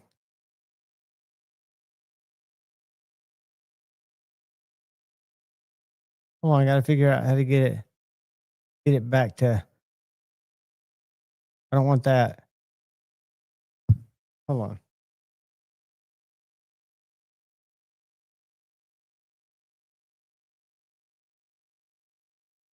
Hold on, guys. Let's go back here, set it, bang, bang.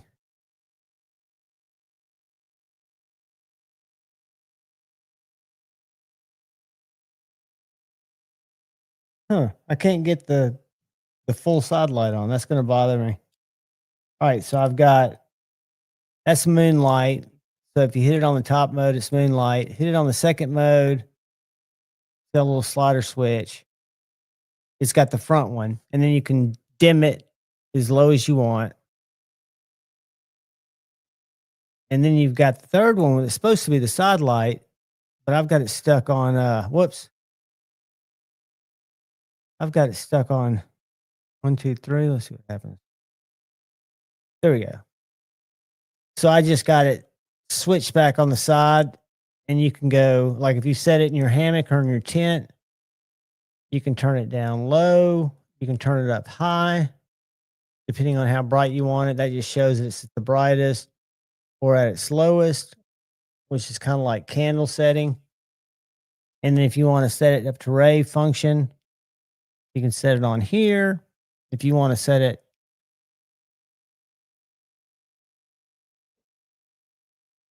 I think there's a way to,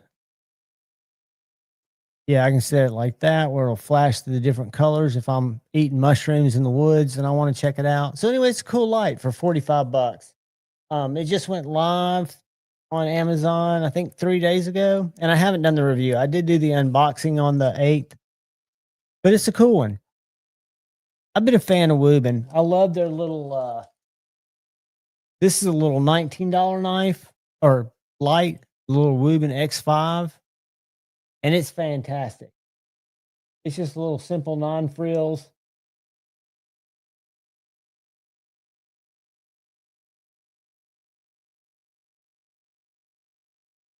Little simple non-frills. Click through the on and off settings. It's got a little slider too. It's got a 180-degree rotatable head and a rotatable clip, so you can put it on your hat, you can put it on your vest. It's a great skateboarding light. Put on my helmet. It's aluminum. It's light. It's cool. I'm a fan. I'm a fan. But what'd you guys carry today? I probably missed some carries. Here we go. What did we carry? What did we carry? Let's see. CRKT split also. It's a great knife. I can't say anything bad about that little fixed blade. So sharp and pokey. Matriarch 2 and the Vosteed Porcupine, 2 winners. Griptilian with your new Death Grip Slim Micarta scales. I'd like to see those. I love Death Grip scales. I think he makes some of the finest scales in the game. I bet those are beautiful. Richard Hopkins is carrying fret number 2 or fret number 3, I believe.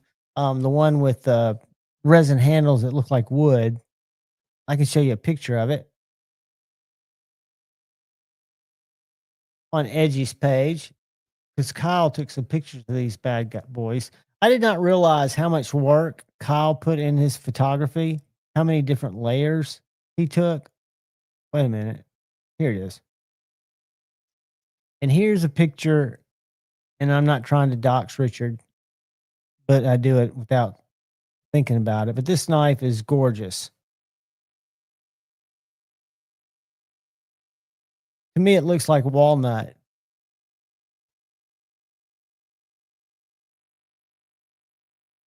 That one's 64 HRC. And I think he's got 3 cut out that he's working on that are available. So y'all shoot him a message or shoot me a message. And there'll be more coming. The Phasmins is an awesome knife. I've reached out to Kaiser to see about they sold out of those in their US, the ones that they have for reviewers. And I really want to check that knife out. I've checked out some cool Kaiser fixed blades. Probably the most impressive.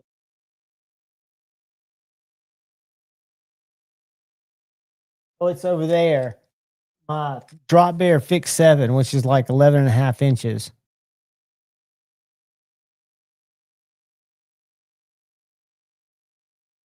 Nice. You know, when it comes to leather clips, I really like the clips that are just very understated, simple, because in a leather sheath, I always keep my thumb. It's just natural that I put my thumb on the sheath when I pull the knife out. I don't just reach back and grab it. I've got something else for those quick draws, but I really like it. It is a Ridge knockoff. The A-Well, it's absolutely a Ridge knockoff, but the Ridges are different. This has got a couple of different features, but again, I'm not big into wallets, and they offered to let me check it out. I figured I'd check it out. I've never carried a front pocket wallet. Jury's still out on it. I'll carry it for a couple of weeks and I'll give my feedback. And again, I've never carried a Ridge. I assume they're lighter. I think this has more plastic than a Ridge, but I've never hung out with a Ridge. Lancelot uses the best clips.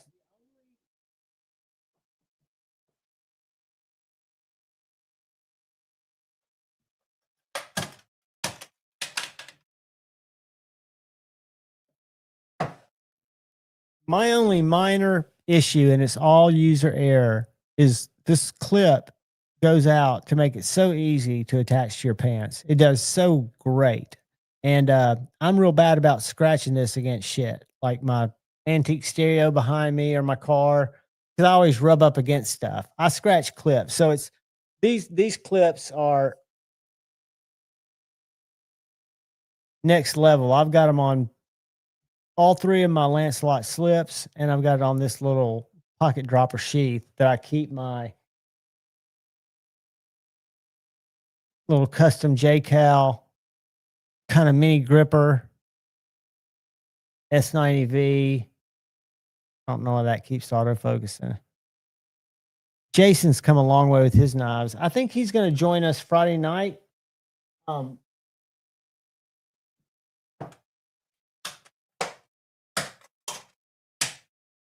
to show off some new stuff he's been doing. He's been whipping out some different stuff. Let me show you what he's been up to while we're just hanging out. And if there's anything y'all want to look at, drop a link. If it's so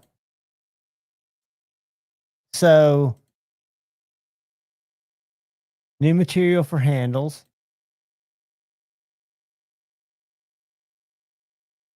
See those holes in the blade? Those are sharpening choils. That's how they start. These holes.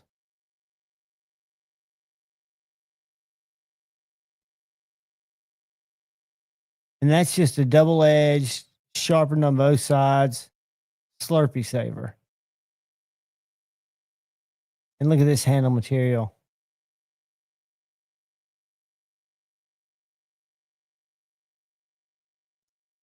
You can ask Ryan. Jason's really upped his game with some of his handle materials.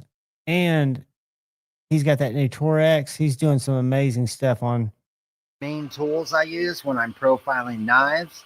So check it out. When I'm doing my front finger choils, right, I like to have a hard angle right behind the sharpening choil, but I like to have a nice rounded angle for your finger. So we just set that bad dog on here, and then we smoothly roll it over. Something.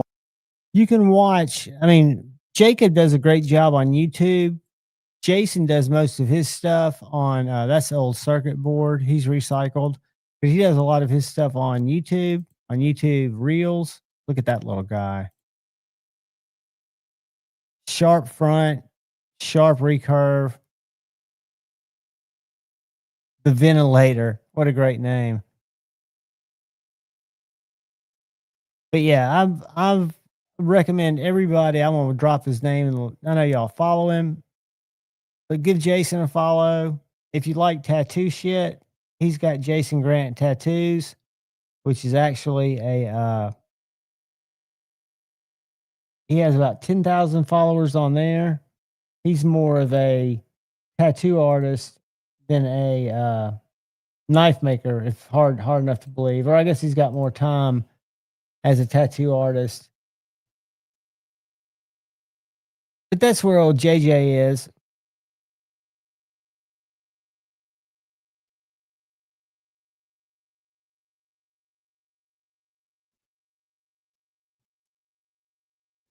Yeah, they make good slips. I was really impressed with the slip that came with this Kaiser knife. It's very similar to the Jack Wolf, but it adds this little belt loop that I'd never use. I almost wish it wasn't there, but it's that real subtle leather that doesn't scratch it.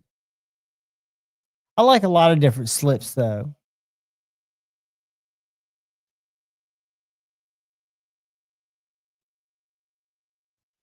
And Joe, it's also, I think, fits. It forms as well as any that I've ever experienced.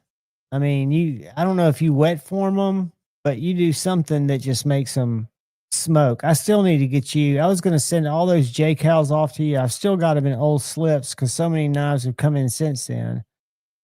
But I do need to get you to make. I need to get you to make me something.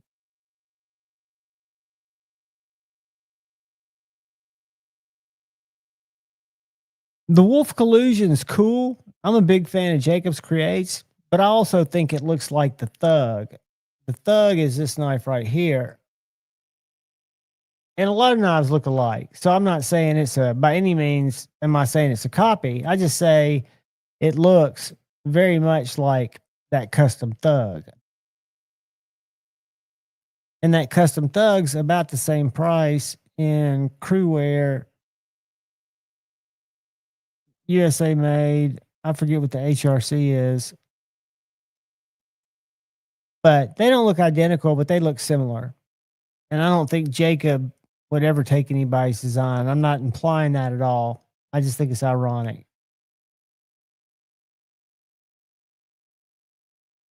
Sweet Rhodey. You know, I've never had a good handmade thin wallet. I'm a minimalist guy. I prefer to keep a wallet in my back pocket, but I'm not a I don't have a problem keeping it in my front pocket either.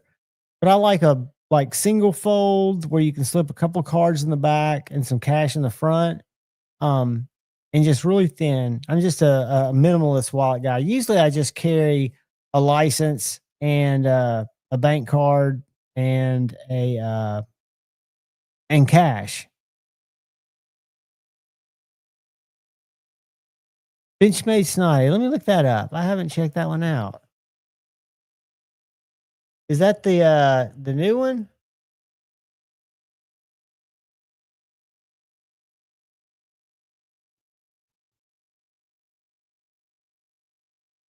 Which one looks like the Snotty? The Snotty looks more drop pointed to me.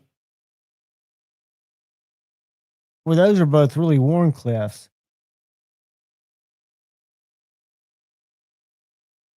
But yeah, everybody, I mean, gets this inspiration from all different kinds of places. And I never say, because my knife, the one I designed, gets inspiration from a lot of different places. They're not as noticeable on it, but there's some things that I liked about certain knives that I wish were different. Um, and guys, this is just for me a great little knife. I hope some of y'all get to experience it and like it. I'm really want to hear Richard's long-term feedback on it. And I want to hear Ryan's feedback on this one when I get it to him. And Ryan, I don't know if you're still in here. Probably not. But I don't plan on keeping it that long. I made the long form video today. I'll probably do some more content with it on Instagram and hopefully have it out to you by Saturday or Monday at the latest.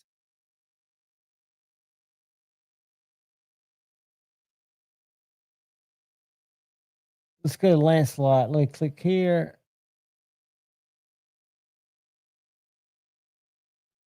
Let me click here. Whoops. Only give me this little thin window to click. Let me go over here and share. See what Joseph's sharing. I call him Master Joda. Joe is the first guy I met in the community who made stuff. Who made stuff with his hands. And I became his friend and always loved what he did. Wish when I was working that I'd gotten a lot more stuff made. And I will get some stuff made from him because I think he does it as good as anybody. I'm going to put his link right here. And if you're not following Joe, follow him. He's also on EDC Roundtable. One of the main guys. Where'd it go? Oh, I know. I got it shared over here. Shared right here so I can scroll down. But here's one of his clips for a little ABW. I love that slip joint.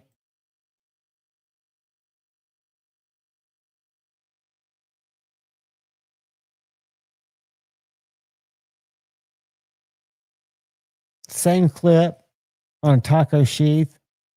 More of a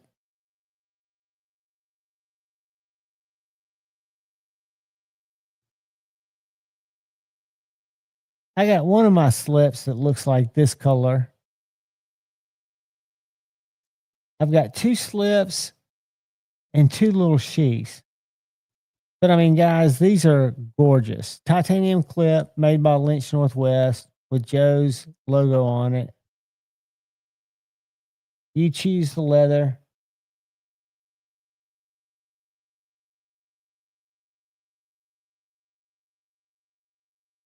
Look at that form.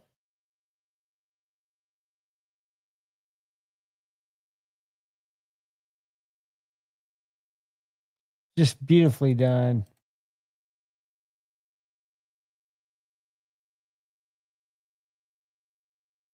He does all kinds of cool shit. There's one of Wingman EDC's, or not Wingman, New Breed EDC's knife. Boo Wingman is what it's called.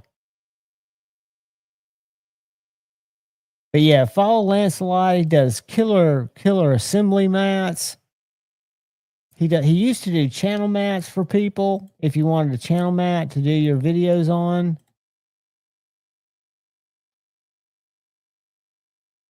Look at that blacked out clip.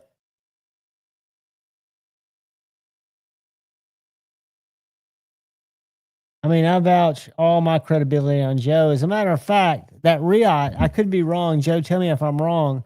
I think you done one for you, and then I got my buddy A to Z. He looked at it and he wanted you to do one for him, and you actually did two. You did one that was like that, and then you did one that he could mount on his belt, and he loved it. What's up, Dylan Mallory? Another average sized fella in the chat with me. Good to see you, brother. But I know he loves that piece. But yeah, y'all check out Lancelot Leather, Master Joda, killer wallets. That's the kind of wallet I'm talking about. Just a basic, little thin, put a couple of cards in it, throw some cash in the outside, rock and roll. But yeah, y'all go follow Master Joda.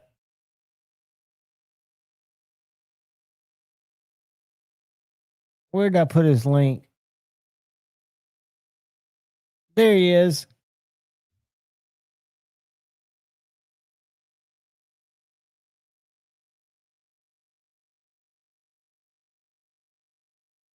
Joe, what's your typical? Are your books open? Like if someone wanted a custom sheath, I know sometimes you have about how long it's out, and sometimes you're like, well, I'm not taking any more orders for a couple of weeks.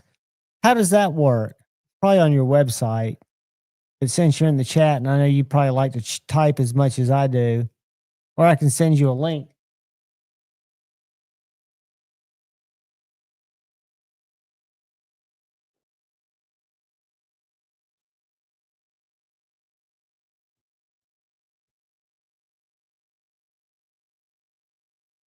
I was looking around and I found this sticker today. Dylan, is this not one of your knives? It's a CJRB. I don't want to embarrass myself. It may be a feldspar. I can't tell because it's so old. The sticker. Around 4 weeks, which is nothing. So, what is up, Donnie Bless, the man, the myth, the legend? I saw one of Donnie's knives today. We're going to look at it. It was not the big guy. It was, hold on. It was gorgeous. Donnie's killing it. It was this guy right here. Wasn't the Ripley. That wasn't it. Hold on a sec. This guy right here. The Newt. Which has always been nothing against the Ripley, but this has always been my favorite Blessed knives. Full size handle. Every piece is made by hand, with the exception of the hardware, I think. And this has got a little bit shorter blade. Beautifully, beautifully handcrafted. I mean, if y'all are looking for the shit, Donnie produces the shit. And I think he does it right. With an attention to detail unlike any other. I'm a fan. One day, if I ever get back to work, I will definitely commission him to make me a knife. Dude, anytime, brother. You are the shit. Your hands work better than most people CNC machines, and I can't understand that from a guy who has very little technical prowess. But yeah, you do a great job, dude. Fantastic job. And Joe, you do a great work too, man. You guys are awesome. So many talented people in the community. Then you got people like Maddie who can design folding knives. You got people that make Hanks like Forrest, like Mad Yako. You got Stevie making the bomb beard oil and the beard balm. You've got, I'll show you something Shane sent me.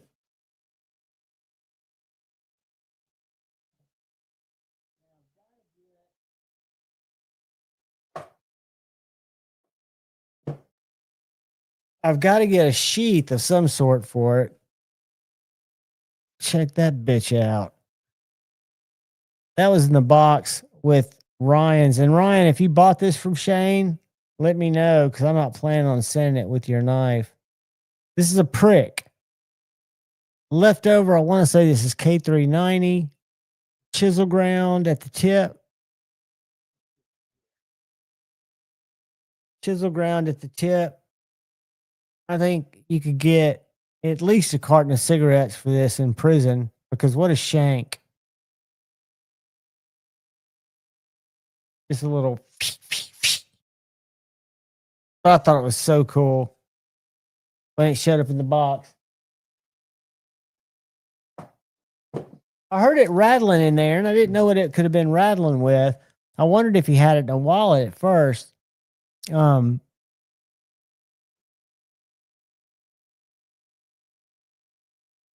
Sit tight, my brother. Coming to your IG as we speaky. Messages said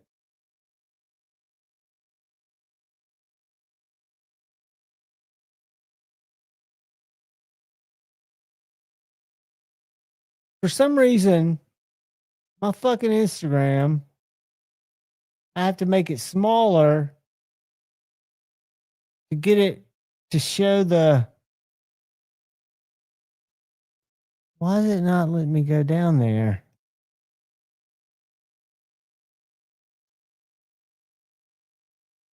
Bear with me, Stevie.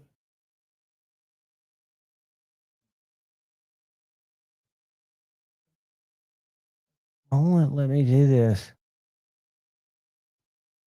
Said Stevie. Message. There we go. Man, that's bizarre. You're linked up, my friend.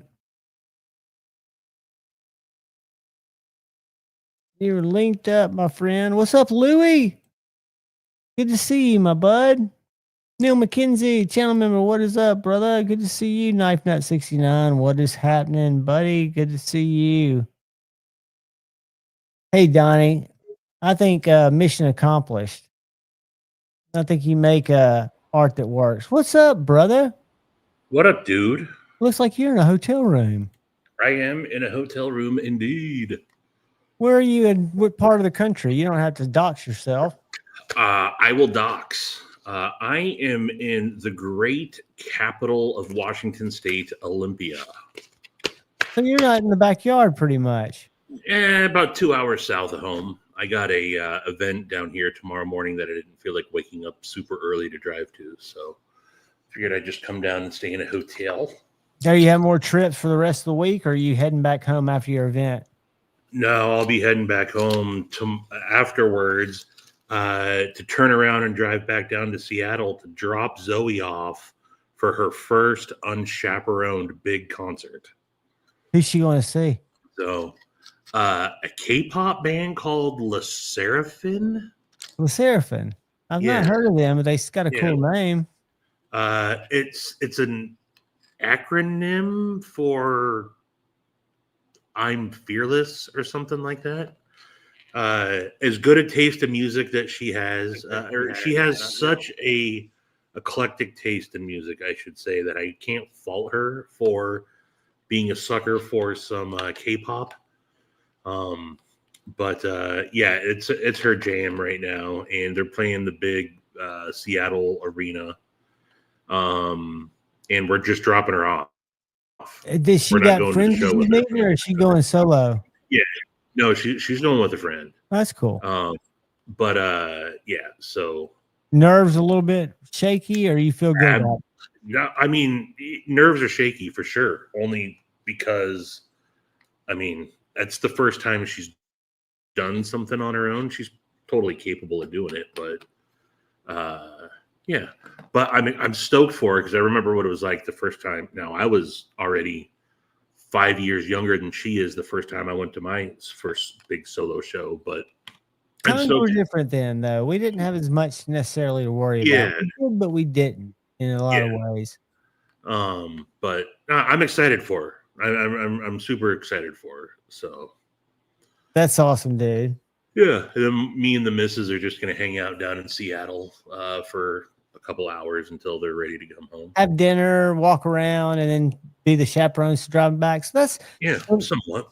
I dropped Brittany for her first Taylor Swift concert with friends, and my ex-wife and I did the same thing. We hung around in downtown Nashville. We were right outside the Bridgestone Arena, so we knew she couldn't get too far. But when she was little, like 13, 14, she loved to go see these like we went to the Warped Tour 3 years in a row where I took her, and there are pictures of me sweating miserable. But she loved to meet the bands. That was her whole thing. And we'd go to these clubs at this club in Nashville called The Basement, and these small bands would play. I've heard of The Basement. Yeah, it's a skate park too. It's a skate park, and it's downstairs. They've got a venue, and we'd hang around the buses, dude. I'd be like this 50-year-old guy with all these kids, and these what you would think of as drugged out rockers from their stage presence would come back, and they would be so nice to these kids. You know, they would be so normal off stage. You know, and I picked it up pretty quick, but they're just doing their job. You know, they've got their personas, but they're so good to their fans, and they're small. Some of them aren't, like 21 Pilots, I think was one she used to go see that kind of got big. We've seen 21. She got me into 21 Pilots like 10 years ago. I resisted it at first. I was just talking to Lancelot, who's in the chat. I was just talking to him. She got me hooked on 21 Pilots. They just released their new album a few days ago, and it's amazing. But we've seen them 5 or 6 times now. They're good, dude. Oh man, they're one of the best live shows. I get people might not be into the music, but it's an amazing live show. But I'm going to do a little bit of knife swapping around here. I got a package from Dylan Mallory. So we're chatting here. I'm gonna. You want me to make you big, or are you just gonna No. I'm gonna mess around just for a little bit. What do you send me some? Love the sticker. No, I have 2. I have Forci, and I did some swapping around so I could make a all murdered out one. Is your first one an OG like mine? Yeah, so this is V1 scales with a V2 blade and all V2 hardware. So it's totally blacked out. And I did the reverse on the V2 scales with a V1 blade, but the liner doesn't work out. So I hit him up and he sent me a liner, a V2 liner. So I'm going to, while we're chatting here. Yeah, dude, that's awesome. While we're chatting here, I'm going to. Hey, Dylan just sent a little message. I think it's to you. Did you get his text? Yes, Dylan. Sorry to anyone that's been texting me or messaging me. I have been doing my best to avoid people over the last couple days.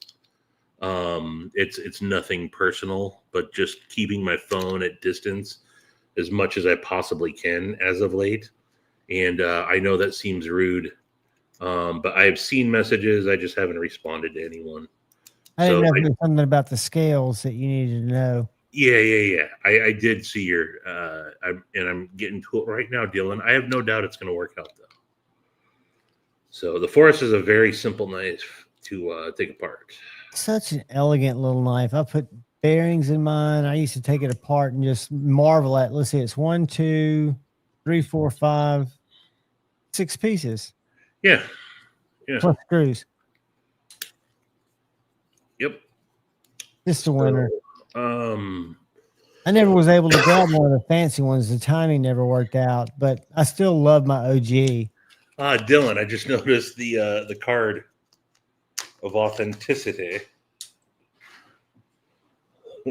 I got a part of authenticity for my liner here.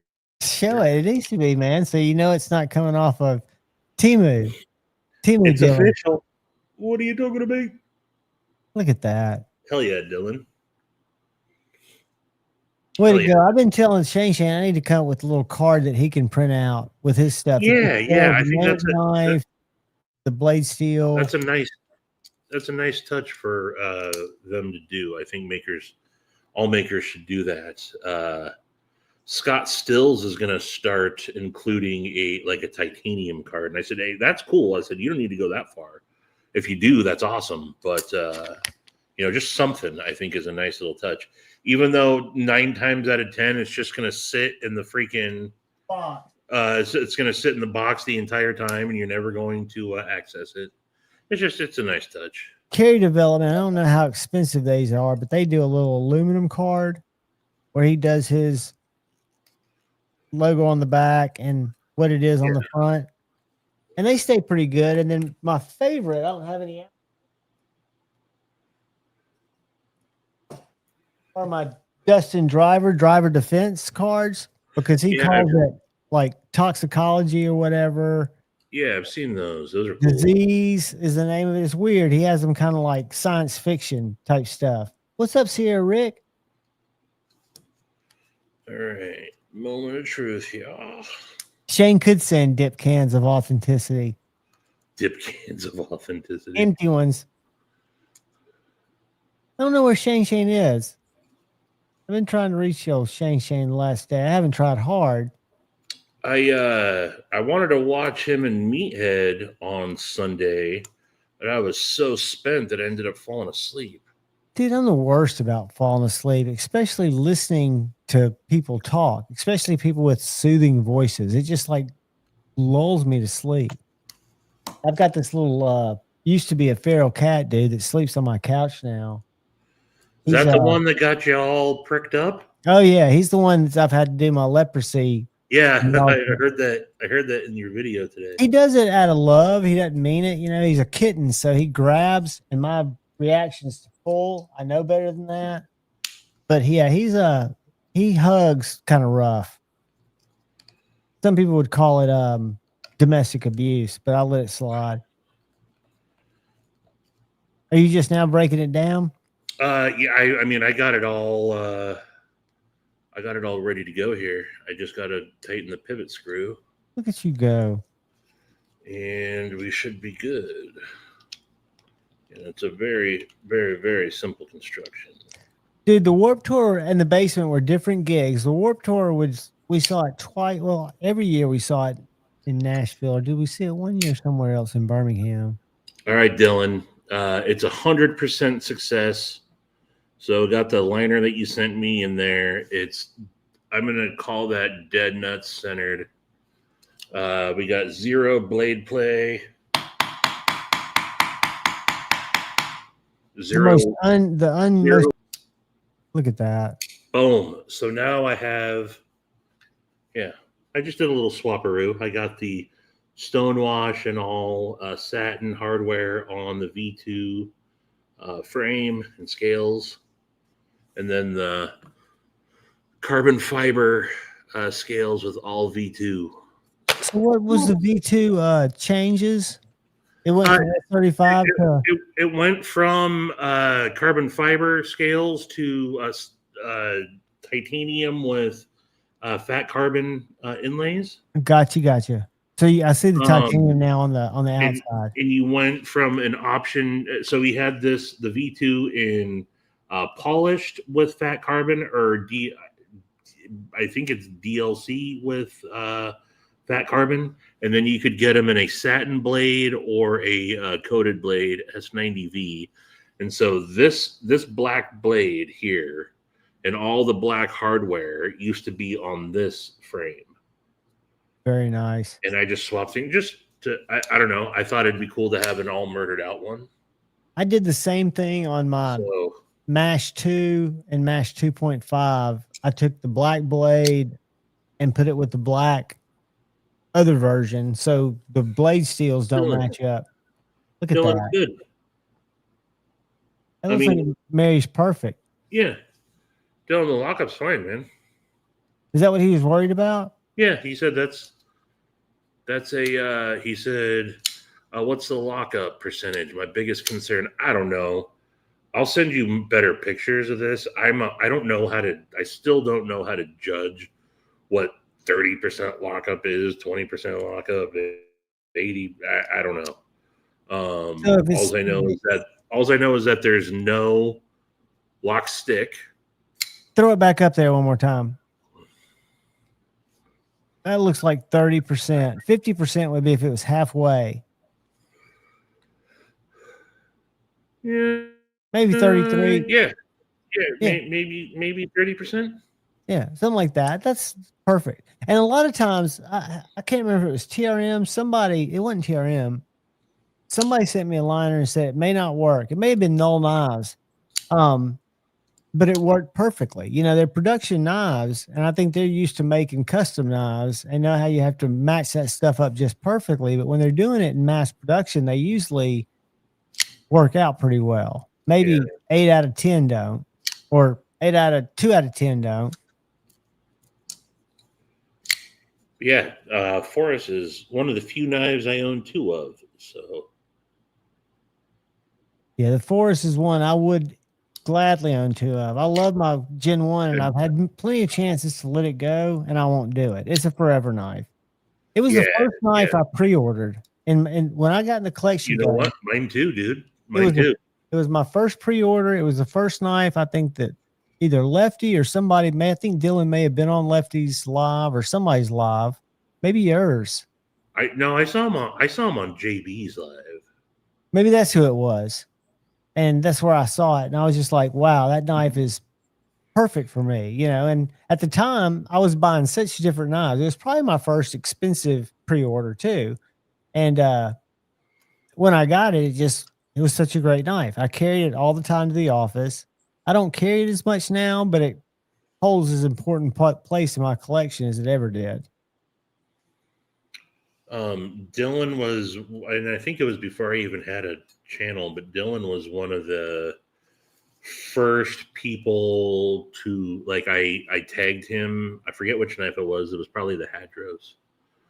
I tagged him in an Instagram post, and he was the first designer, I think, to actually like comment and engage back with me. And I was like, oh, whoa.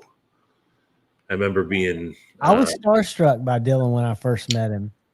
And then I have it on video. He's the first dude that a designer that I met in person and unplanned had his knife in my pocket at the first Blade show that I went to. I think I met him in Nashville the first year. He was with Swags whenever I met him. It may have been at Blade Show, and I introduced myself. And then the next year at Nashville, Rich was working the booth with Swags, very small show, and I had my Forrest in the pocket, and it had just come out. I'd gotten it like 3 weeks before, and I showed it to is his name Richard? What's Rich? Is that his name? The main artisan cutlery guy? No. That's I forget. Russell. Yes. So Russell said, that's the first one I've seen in the wild. I was like, here, check it out. You know, I had to work around him to get somebody to finally work with me at CJRB, which I always wanted to work with them just to show a few of their knives because I've always been a fan of their budget knives. I bought a lot of them. So I don't know. I don't know Russell at all, but one of the reasons why I always stop by the Artisan CJRB booth is because Nico is always working. And Nico is an old school homie from the Ferrum Forge days. Right. Nico's Mike's cameraman, right? I hate that that's what people refer to him. I mean, that's how I know it. That's how he was introduced. Yeah. That's how he was introduced to me. I know that's not his claim to fame, but he was yes, he's the one. He's the Hobbit. He's who would film all of Mike's stuff. Yeah. I didn't know he was always at the booth because I don't think I've ever met Nico. Yeah, he works. Him and his wife both work for Artisan. Very cool. Yeah. But yeah, shout out to Dylan Mallory. Dylan, Big shout out to Dylan. You haven't done another Mallory Monday. You got to do that. Yeah, I like Dylan's channel.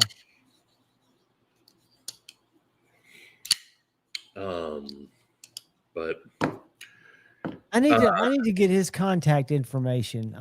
Only because I've reached out to Russell a bunch, and I would like to review. And I've even told him I'll send them back to you. I don't want to keep your knives. I would just like to show your knives, because I'm just not in a position to buy them. And Artisan Cutlery has some nice stuff. CGRB has some really nice stuff. This knife right here is called the Bolt.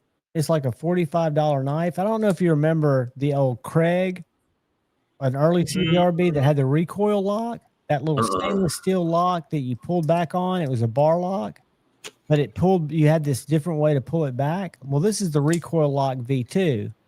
So it's got a bar lock, right? okay. But the bar lock also has this little nubbin on top. So you can pull it back on the little nubbin that's connected to the bar. You can pull it back with the bar and the nubbin, or you can pull it back just like you would a regular axis lock. Do you see any benefit in having that though? You know, if you're new to knives, when I got the recoil lock, what I liked about it, it was like $39 back when I got it, was different, right? So I like the fact that it's different. Do I see an advantage? For me, the reason I think I've never broken an Omega spring is I always hold both sides of the lock and pull it back. A lot of people don't. So if you're one of those people that like to do one side and you do it with the nubbin, it's a lot easier. Now the nubbin doesn't have enough jimping by itself to comfortably pull it back, so I don't really see an advantage there. But I appreciate the fact that they've taken that concept and taken it to the next level, because a lot of people will say, oh, that's just a rip off of the shark lock. It's nothing like a shark lock. I mean, that's the first thing that comes to mind. It's definitely not a rip off though. No, but maybe the way that it looks up, I mean, the way that the lock moves, it's a bar lock that just has a little attachment to it. Anybody could have done that, I would have thought.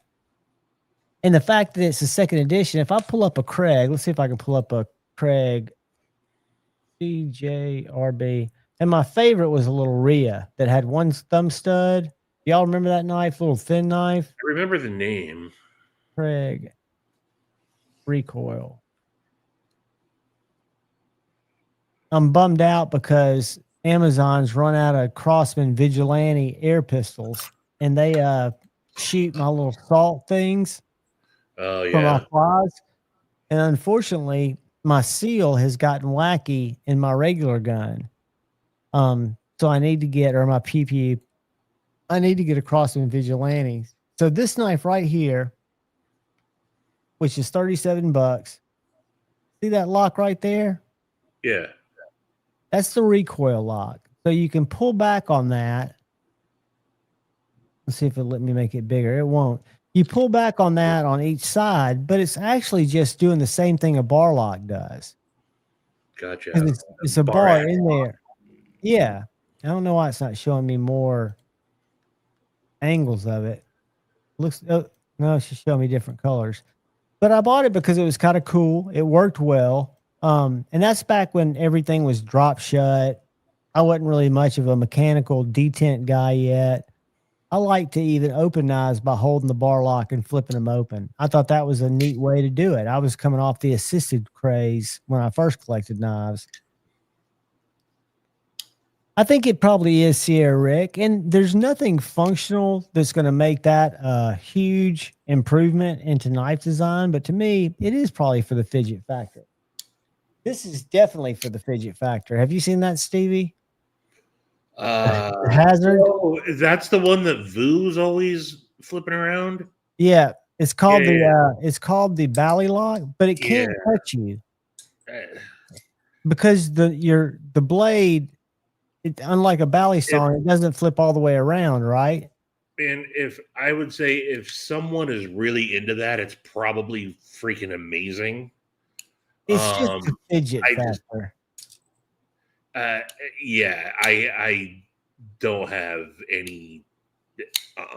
But for a cutting tool, again, I'm not, even if you Yeah, just slow rolled it, it's got nothing to impede the cutting. It's a big knife, 4-inch blade, Uh-huh. and it's got a really nice grip.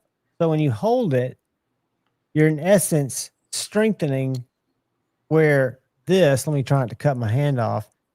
But if you look right here, that little nub, Uh-huh. that's what's locking into your tang. And then you've got a detent ball back here that locks in. And then your hand gives it additional. So would I buy one? No. Would I recommend it as the next cool lock? No. But what's cool about it is it's a collaboration. Somebody who's a career auto mechanic who's retired, who goes on walks and designs mechanical knives, designed this and concept made it. So I kind of think that's cool. Oh, is it Concept that did that? It's a concept knife that's done. I've never seen this year a concept knife that was not a collaboration. The only Kaiser I've seen that was not a collaboration is a Seagull, which is a great budget knife. But I love seeing these overseas companies work with local designers, whether they're in Denmark or in the US. To me, it brings more of what the community's interested in, and it makes it more interesting. I say Sure. this knife by New Breed EDC from Mark. Oh, is that the Rays or Dude, the Rat? this is Is so that what it good. is? Raze or Raz. It's RAZE. But it is such a clean little gentleman's splinter digger, liner lock. You can get different finishes. This one I think is so unique because it's titanium with leather inserts. Yeah, with the leather. I like that he did that. And S45, which Kaiser seems to be using a lot of. And it's got a front flipper that I don't like because I'm not a front flipper guy. But this front flipper, the jimping comes all the way around the top. You can't fail it. I've yet to see a design from Luth that I don't really like. And I don't have them all. I don't either. But man, he's got what, 6 or 7 designs out there. And they're now? all different. They're all unique. I had the pleasure when we were at that Kaiser social of sitting with him and his wife, right? It's his Not girlfriend. Yeah. I sat with them and he was letting me look at the rays and the wingspan. I think it's the wingspan or wingman. Wingspan. And I was just amazed by the refinement of them. And the only knife I'd seen before that was, and I gave one away. What was it called? The big one? The what? The Clydesdale? The Clydesdale. A great knife, but such a totally different design than the more refined knives that he's doing. It shows that his language, because unfortunately I sleep a lot of times during his live on Saturday afternoon because it's right after my little members live. And I don't get to see what he's talking about, but I'm sure he talks about all the designs he's got coming down the pipe. Yeah. But to be that prolific and to have an outlet, someone to work with you on the knives, I know that's something that Jason, I think he talked about it on my live, so I'm not speaking out of turn, has been trying to do is to join forces with some of these companies because he draws so many knives. You know, he's getting ready. Yes. He's getting ready to release the Gripper 2. Yeah. He showed a little bit on that on your live, right? Like right. But he says almost every morning when he has coffee, he'll sketch out a folder. And so he's got all these designs. Some of them he's put together that he'd like to have Concept make or Kaiser make or Katua make or somebody and just work the regular designer deal. But he doesn't have any contacts and people don't really know him except he's got, I would think, a pretty good portfolio with the Gripper, showing him that he's done it before, right? Gone the whole OEM route. And I think Best Tech, I don't know what their situation is or if he just thinks they're priced a little higher. I haven't bought a Best Tech since the Sin, which was not supposed to be a Best Tech knife, but it's a great knife. It was always OEM'd by Best Tech. Mm-hmm. Yeah, the Sin, man, what a wreck that was, man. And I don't remember any of the specifics. I just remember picking it up at Blade Show for like $245. And when I was wanting to buy it on pre-sale, it was like $330 when it was being offered by the other company. Yeah, those guys. That's why it's awesome to see a lot of these boutique brands pop up. but you never know what's going to turn. Those guys had no business Being ever. in They business. designed a cool knife, but two people that knew nothing about business, both were, I think, kind of trash people that Spent their money on rent and that turned on each other, and depending on who you talk to, you got a different story. I talked to them both. I had, yeah. And I pre-ordered that knife. And as soon as I got it, I got rid of it instantly.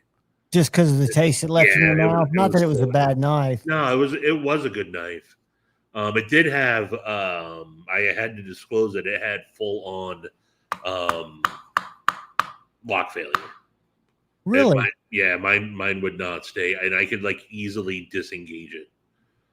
So I sold it, disclosed as that, and the person still wanted it. And then like a month later, it came out as a Best Tech release.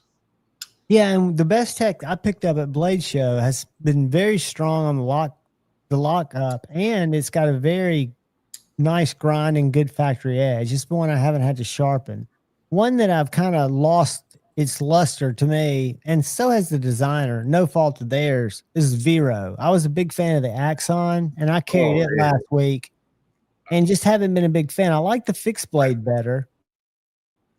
I will still say I think that the Axon liner lock is one of the greatest designs of all time. I love that knife. I was a Vero hype guy early on, owned them all of them at one point. Ended up selling them all off and just kept my Axon liner lock, and then nothing has. It seemed a lot of the same, just kind of redesigned. But I like Joe Vero though. So very nice guy, and his wife's Michelle, right? Because I met her. She was very nice. Yeah, I think so. They're both always very engaging, and they seem very. He's the perfect personality for what he does, and I think some of the videos they put out are corny. This is what I really like. But he's a good dude when you talk to him. Now the price, I don't get it. Yeah, that's a little. It was the price that did that. I think it's an okay idea. Well, you've got real blades that are interchangeable, right? So these are sharpenable Nitro V, but Nitro V and titanium for $342. Hard pass. Don't do what, Dylan? What did I say? Stevie, for my sake, please don't do that. Maybe you're doing something with a knife. Y'all want to meet Puck? Nighty night, Joe. I don't know what it did. That's the new one. That's the feral cat. This is probably getting ready to go nuts. I'm about to put him up, but he used to not even let you come close to him. And now he comes and hangs out. Dylan, if you can't give a knife a couple of little, then it shouldn't. Spine whacking, Dylan, I agree with you. I think one spine whack to maybe recreate, if you're going back over your head and you hit the lid of your hood, if you got it up or something, but to multiple spine whack. And where I got a big problem with it was when G-Ball was doing all the frame locks, because to me a frame lock's inherent strength does come from its blade geometry and how it locks up, but it comes from you holding it right. Right. And you're not going to hold your frame lock by the end while you're trying to whack something. So to me, I can see the liner lock because I've seen a lot of them, especially with plunge locks, fail. It's way too. I don't understand what that means, Dylan. The blade is way too thin to trust that. And I think he's saying it's not a hard use knife. It's not designed to be used. Oh, yeah. No, I mean, I know that. I mean, and I'm going to keep doing it, Dylan. Just showing you that it's. In fact, I'm going to get Justin Chancellor up in here. But I've heard that's some pretty good rhythm right there, dude. I've heard that does affect the geometry, especially on frame locks over time. It can mess up your frame lock geometry by whacking them. Don't know why, but I've heard that. Ooh, I'll be right back. Okay, buddy. I'll be right back. The bite is going to be bad. I've learned to hold them different, Dylan, and I don't do it. I'll do it like one time because I'll get people in the comments that, and I'm real bad about comments. Anybody that's left a comment in the last 2 weeks, my mental health has not let me get in there, but I will, and I'll at least acknowledge everybody's. And I don't mean mental health like I get my feelings hurt when I get in the comments. It's just getting myself started to put that into my rotation of tasks during the day. It's hard to fit that in. I need to just make myself. We enjoy the beat, Brando. We enjoy the beat. Anybody that's playing knives in their hotel, you've got to appreciate that. I used to have a friend in high school who could play spoons. As redneck as that sounds, he was pretty good at it. He could whip them out. Bro, they didn't give me. So how many edgy blade works do you have now, Stevie? I have 3 customs and 1. Hold on. Did you say edgy blade works or edgy American? Blade works. Edgy blade works. I have 3 customs and 1 production. Did you get the production from Concept? Yeah, the What do Simon. you think of the tipper? I know you don't like it as much. Really. It's good. I thought it was good. I own that. They what's up, Kyle? They did a couple of different. They made some changes to it, that are actually not bad, but it's weird holding a production in a custom version of the same knife because the production just doesn't have the same feel. It just doesn't feel nearly as solid, I'm sure. No, hey, not Kyle, nearly. What's up, buddy? Check out Pup. Where'd you steal that from? That's the little feral cat that's been hanging around for weeks who's decided to come in and be part of the crew. Oh, okay. He's chilling in my lap. Sorry, I'm fashionably late. Hey, man, you're fine. You been sleeping? Yeah, I laid down after dinner with the dog, and yeah, I was out. Ain't nothing wrong with that. We've just been kind of shooting the shit. Rick, I appreciate that. I wish it was hard work. I should put more work into it. But for me, it's just. Have you considered trying to go full bore at it? Is that something you're even interested in doing? Yeah, I'm doing that in all practical purposes. I'm just not putting the time. Like if I would dedicate the time I spent for work and actually put out a schedule of how I wanted to work YouTube, I could do much more. I don't reach out to companies. I don't work the affiliate side nearly like I should. I mean, I watch those guys like Ray and Cole, and I appreciate what they do, and they're good at it. I don't think I want to go at it hard like that. No? No, I think I'd like to come up with a way, and I read a lot about SEO where I could get more views, and I think the only way to do that is to make better content. So I'm thinking of ways to just make better content with what I've got.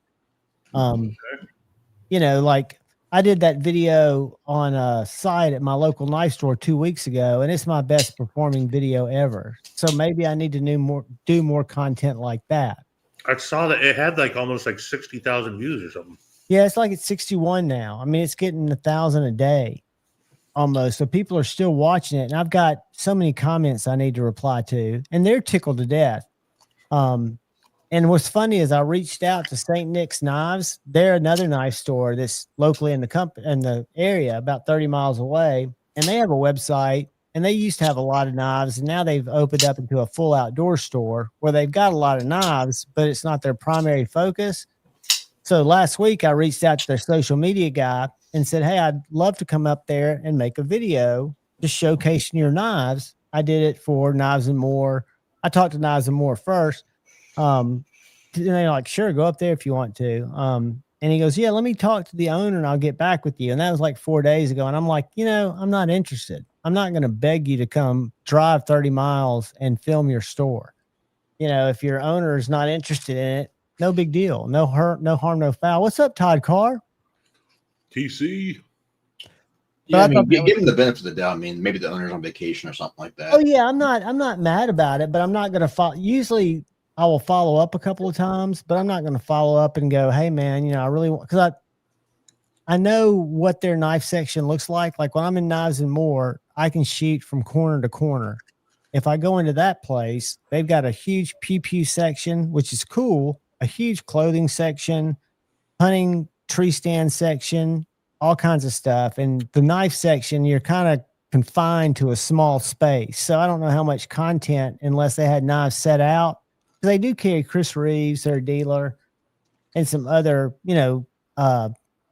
St. Nick's exclusives, but I just don't know how much content I could film in a 35-minute drive. It's worth going. If they let me go, I'll go, but I'm not going to beg. Yeah, just do different stuff and it doesn't have to be necessarily going to a store, but it could be just something that somebody else is different or doing something different than other people aren't doing. Think of it like Stevie's Rambling from the Woods or, just hitting different, or you could do like once a week, a 10-minute interview with someone just about their opinions on something about the knife community. And it could be a random call-in like person that's in the chat. Like it doesn't have to necessarily be, a YouTuber, just to get different aspects of different people's opinions on the entire market. Just setting yourself apart from someone else. It doesn't have to be, the best content. It can be just different. I totally agree. And I think I've got so many good trails around here. I'm not good. Like Stevie's Walking in the Woods are poetic and they've got they're good. I don't have that type of inner dialogue, but I could go in the woods and use knives with some really cool settings and talk about knives, have a few fixed blades with me and just, I'd have to plan it out. But that's the whole thing about me is I do have creative constipation. I don't know if it's part of my weird brain, but it's hard for me unless I'm having a creative spurt where unfortunately at 3:00 in the morning, I can't drive out on location and film at night, but I do have some great ideas and the motivation to do it at weird times of night. But creativity is hard for me.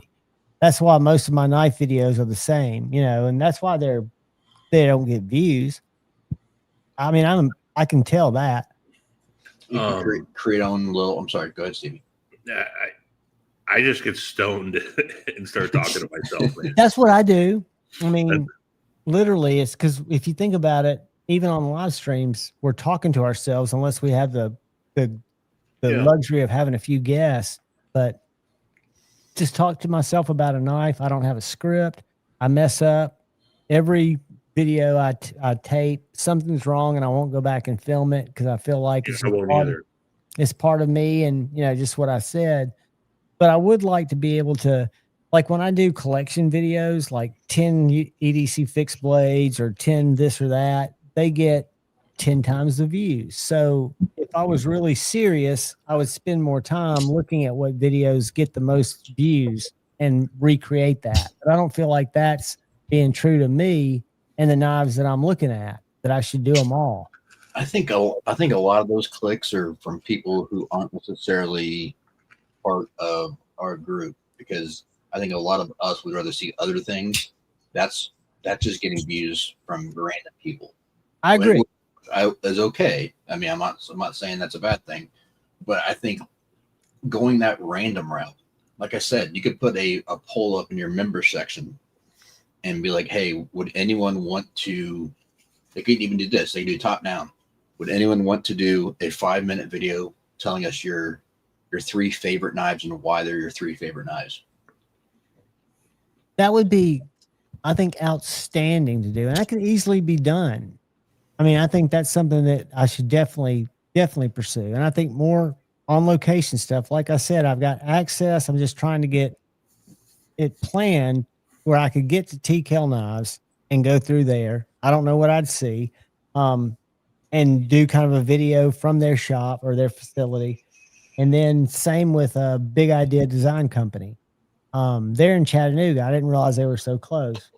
And I think there are a couple of other, I think Oak City Leather is in Chattanooga, but I wouldn't know what to say to those guys. don't know enough really about it. And I've got driver defense that's right over the mountain. I mean, if I would get myself in gear and take it more seriously, but what goes back to, and I should never plan my destiny on what I like, but the content that I always sought out was just basic content showing me the knife. I don't know why, because I guess my brain doesn't work creatively, because I can appreciate what Rochambeau, rest in peace, and Kyle do, or Cole do. I mean, I love their stuff. Don't you dare. Why'd you say rest in peace? Did something happen to Rochambeau? No, I'm kidding, dude. I was just being sick and twisted with my humor. That wasn't even funny. Go ahead.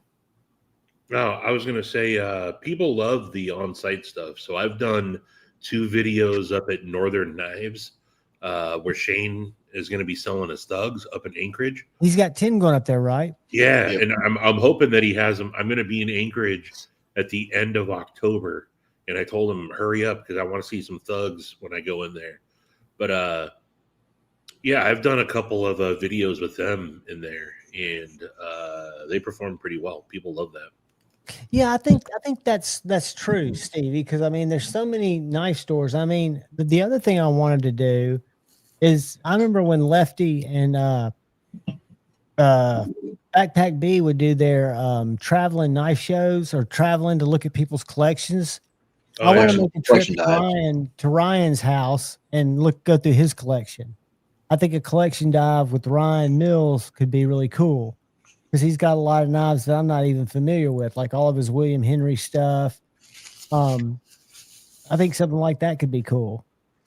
You know, one of my highest performing videos of all time is the collection dive video I did with Steve Clare. Yep. When I went through his cabinet. I And remember that. I'm about to do a follow-up because it's 2+ years later, and he's completely rotated his Turned over. So that's 99% different, probably. It's completely turned over.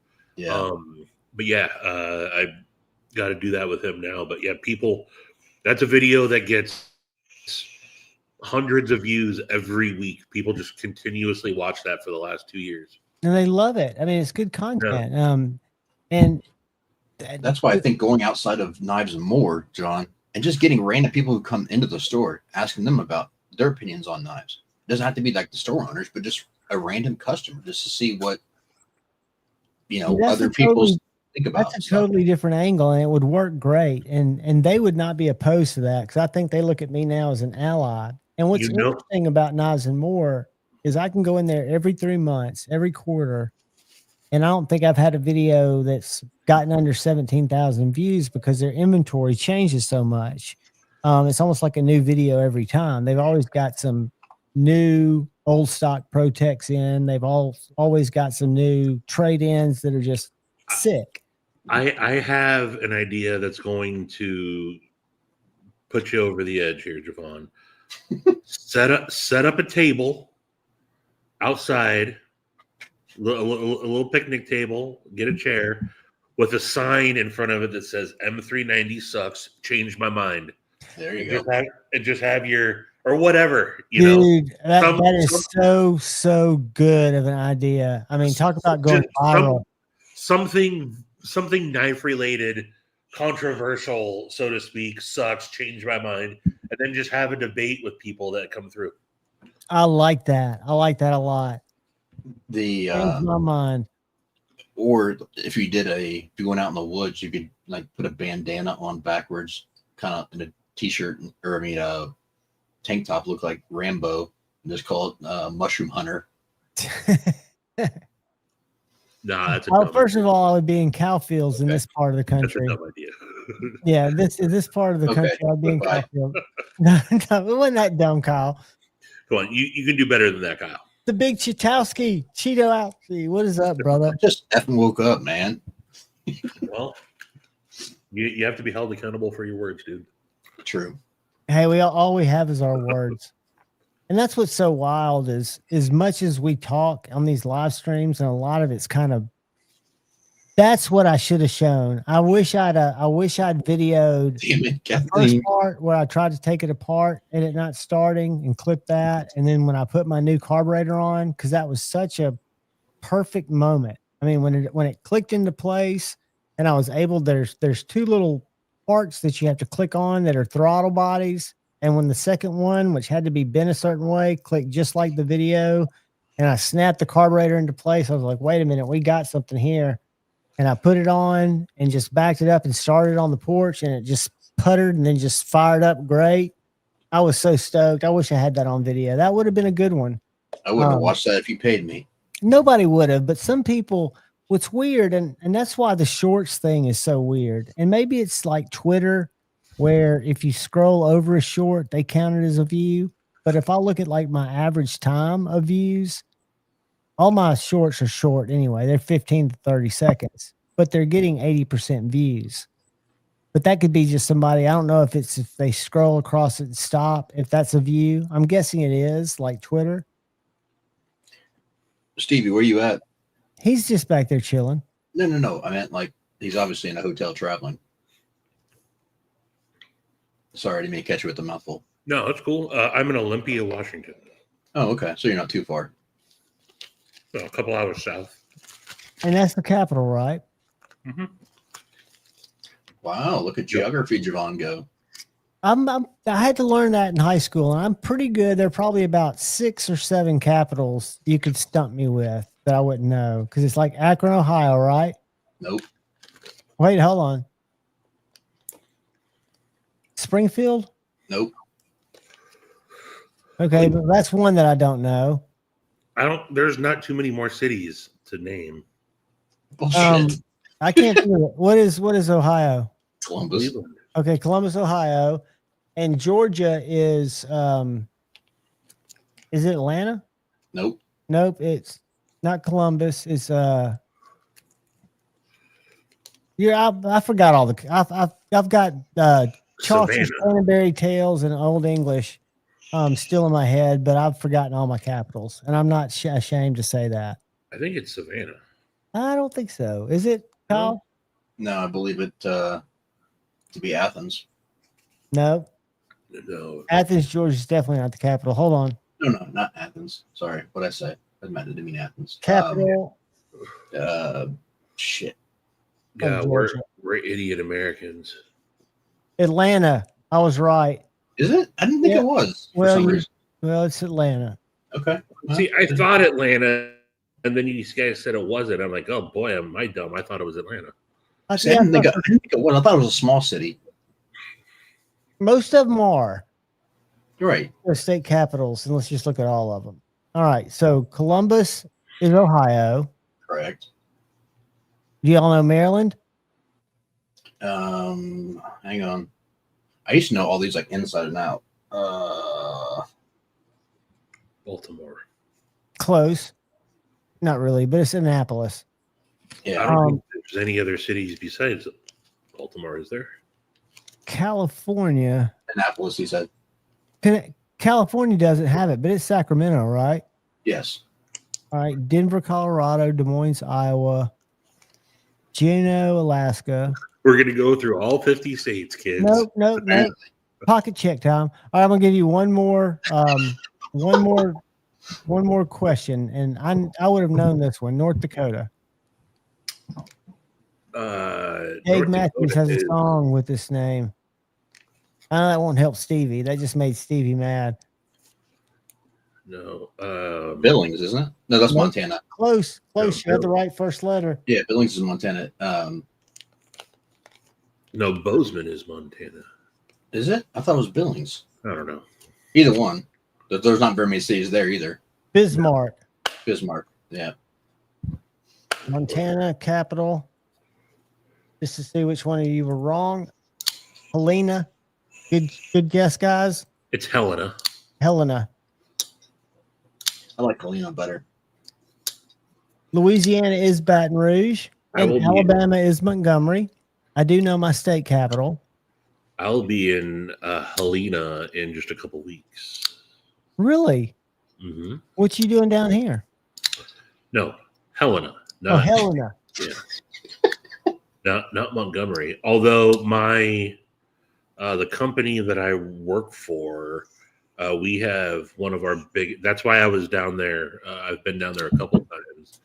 One of our oldest plants is down in Montgomery. Dude, that's the asshole of the South. I wouldn't welcome anybody down there. I had a good time. Both times I've been in the city, I had a good time. Whereabouts were you like downtown around the Capitol? Or Yeah, were you like more- I stayed literally across the street from the Capitol building. Okay. I mean, it's kind of rough down there, but there's some neat stuff to do. I mean, there's some neat walking talks.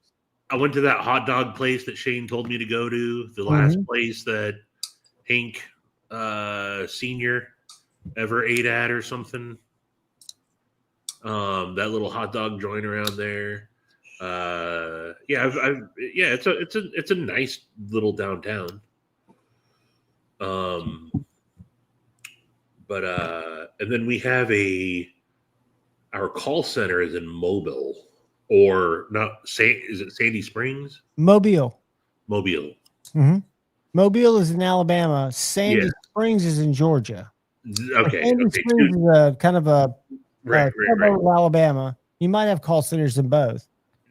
Yes, but yeah, Mobile is. I've been there before too. We have a training center. Mobile's cool because for about 15 minutes you can drive down to the Floribama or to Navarre Beach, so you can go right across the bay and you can be on the Gulf, which is kind of nice. I used to have an office that I worked in Mobile, and it was actually Navarre. And my lunch breaks I would go to the beach and have a sandwich or something and chill over there just because it was nice. That's one area that I have not been. I'd like to go, Stevie. Is up that way. It's up the Dakotas, Montana, that whole. I heard it's absolutely gorgeous. I'd love to go out there and check that out sometime. Oh yeah, it's great. But you've been to St. George's, Utah? I have not. I haven't been to that part of Utah. I've been from like Salt Lake, driving all the way into Idaho Falls, Idaho, and then from there into Jackson, Wyoming. Yeah. You've been to Jackson Hole? Jackson Hole, yeah, is just right outside of there. Yeah. That's supposed to be absolutely phenomenal. Part of your money. I'll blow the wad. All right, then. In the category of the United States, the answer is the names of all 50 states and their capitals. Okay.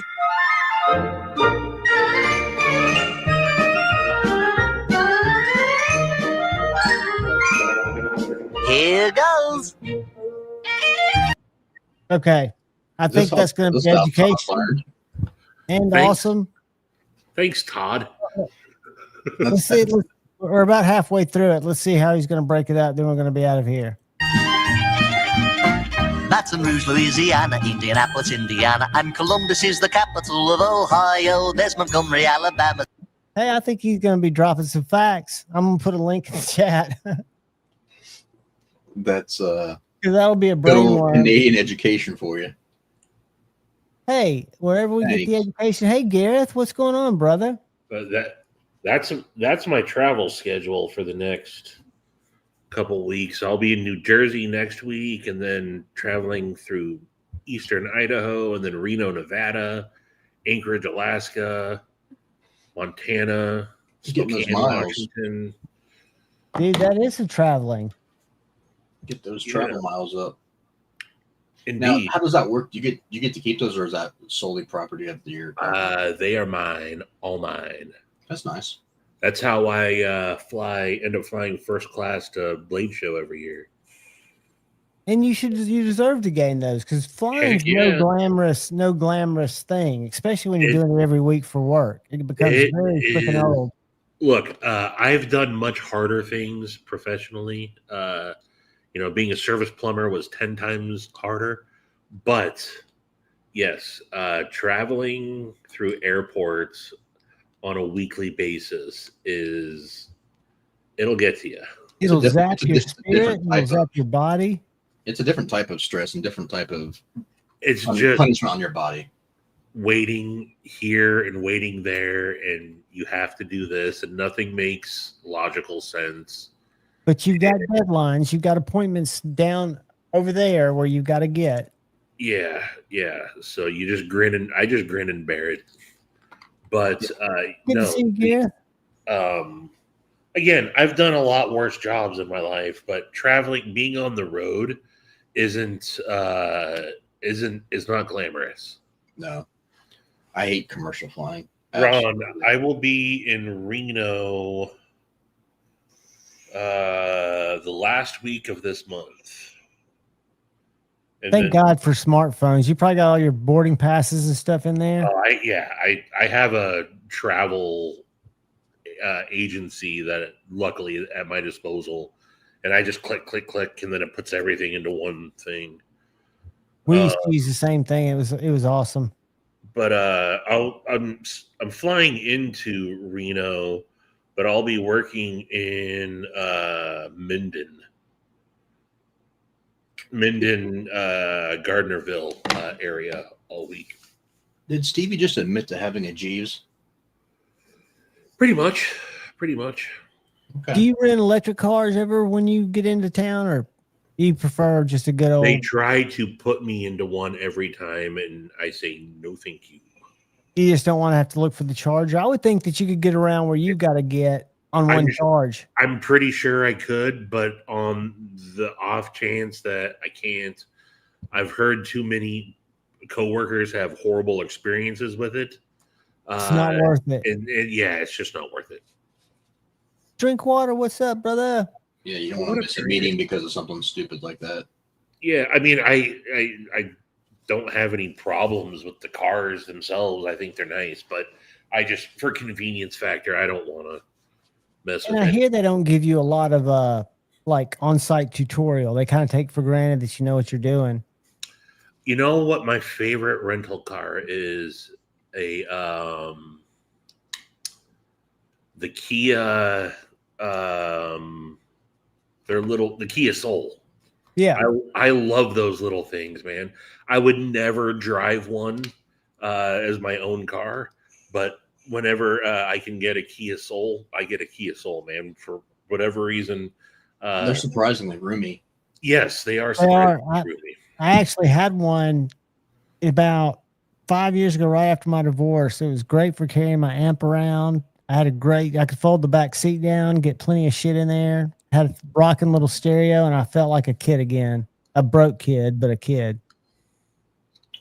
Yeah, Stevie, my buddy here locally, he had one for like 2 or 3 years, but he also had a Nissan Cube. Remember that? It was the same type of deal. Yeah. The ugly little. They had a little weird side window on the back, right? Yeah, they're hideous, but he's a big dude, and he fit into him great, and like he loved them. But no, I'm with you. I wouldn't want to drive one all the time, but they're different. Ron, I would say there's probably a slim chance I'm going to have any personal time outside of my work schedule. They just sent me my itinerary for those couple of days, and I am sun up to sundown, running and gunning, as they say. But you do have time to get to where you're going in between, or is it always just like white knuckling it? It really depends. It really depends. Stuff like that, just variables out of your control. Yeah. But this one, it's pretty structured. And I told them they took me literally when I said, hey, since I'm not going to be coming down here very often. What up, Matt Maurer? I said, I want you to maximize my time, and I'm bringing in like a national trainer with me as well. I said, I want you to make good use of our time. So you kind of put it on them to have you what you need. Yeah. And then they absolutely made good on it. And I was like, damn, we don't got any downtime. And I'm not when I'm on the road, I don't care that I don't go out and do things at night. You know, like I'm Yeah, not. like group dinners and shit like that. No, I mean, if we're gonna do a dinner, I want to be back by, 5, 6 o'clock. I'm not going out and hitting the town. And, Well, I'd assume you've got emails and shit like that you've got to reply to for a day of being out. yeah, work don't stop just because you're on the road. No. The emails keep adding up, and so, It always feels different too. When you're in a different city, it always feels different. Like traveling, like being out of your comfort zone as far as staying out later, doing things. To me, like I used to have to travel for work some, and like you just don't want to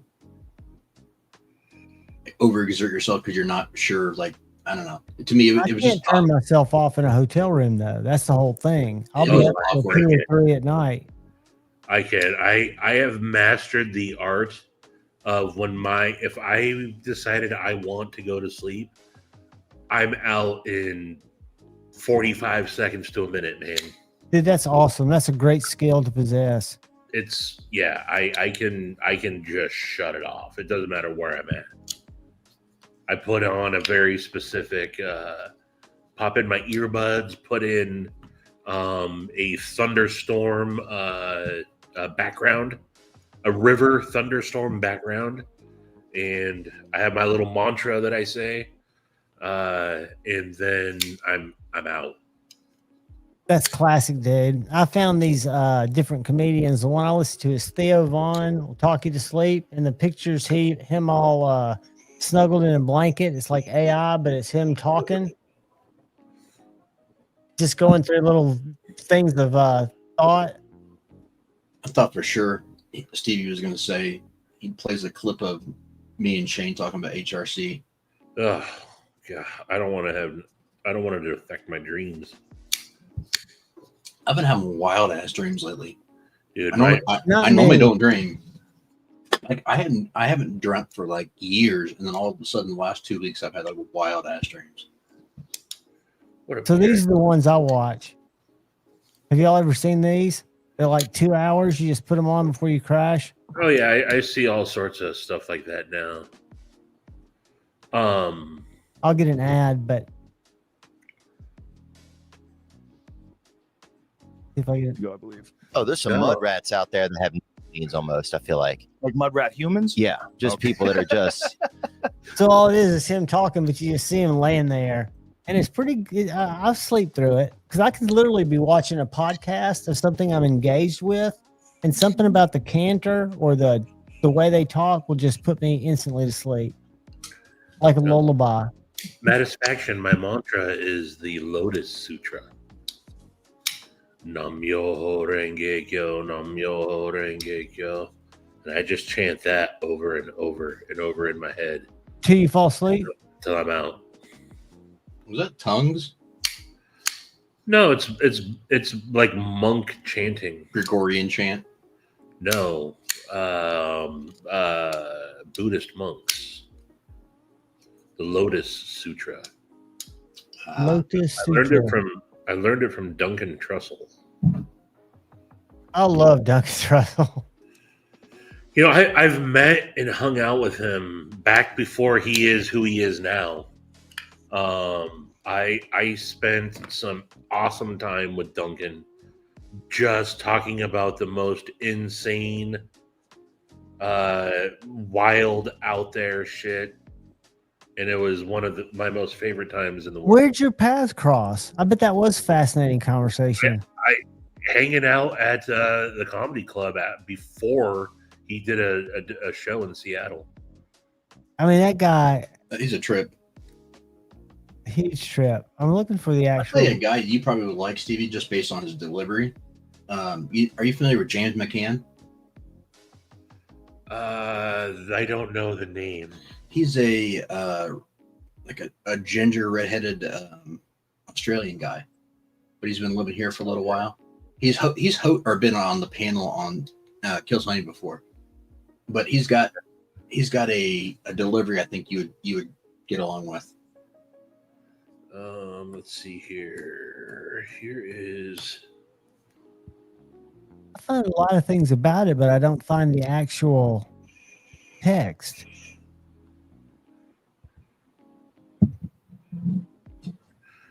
So here,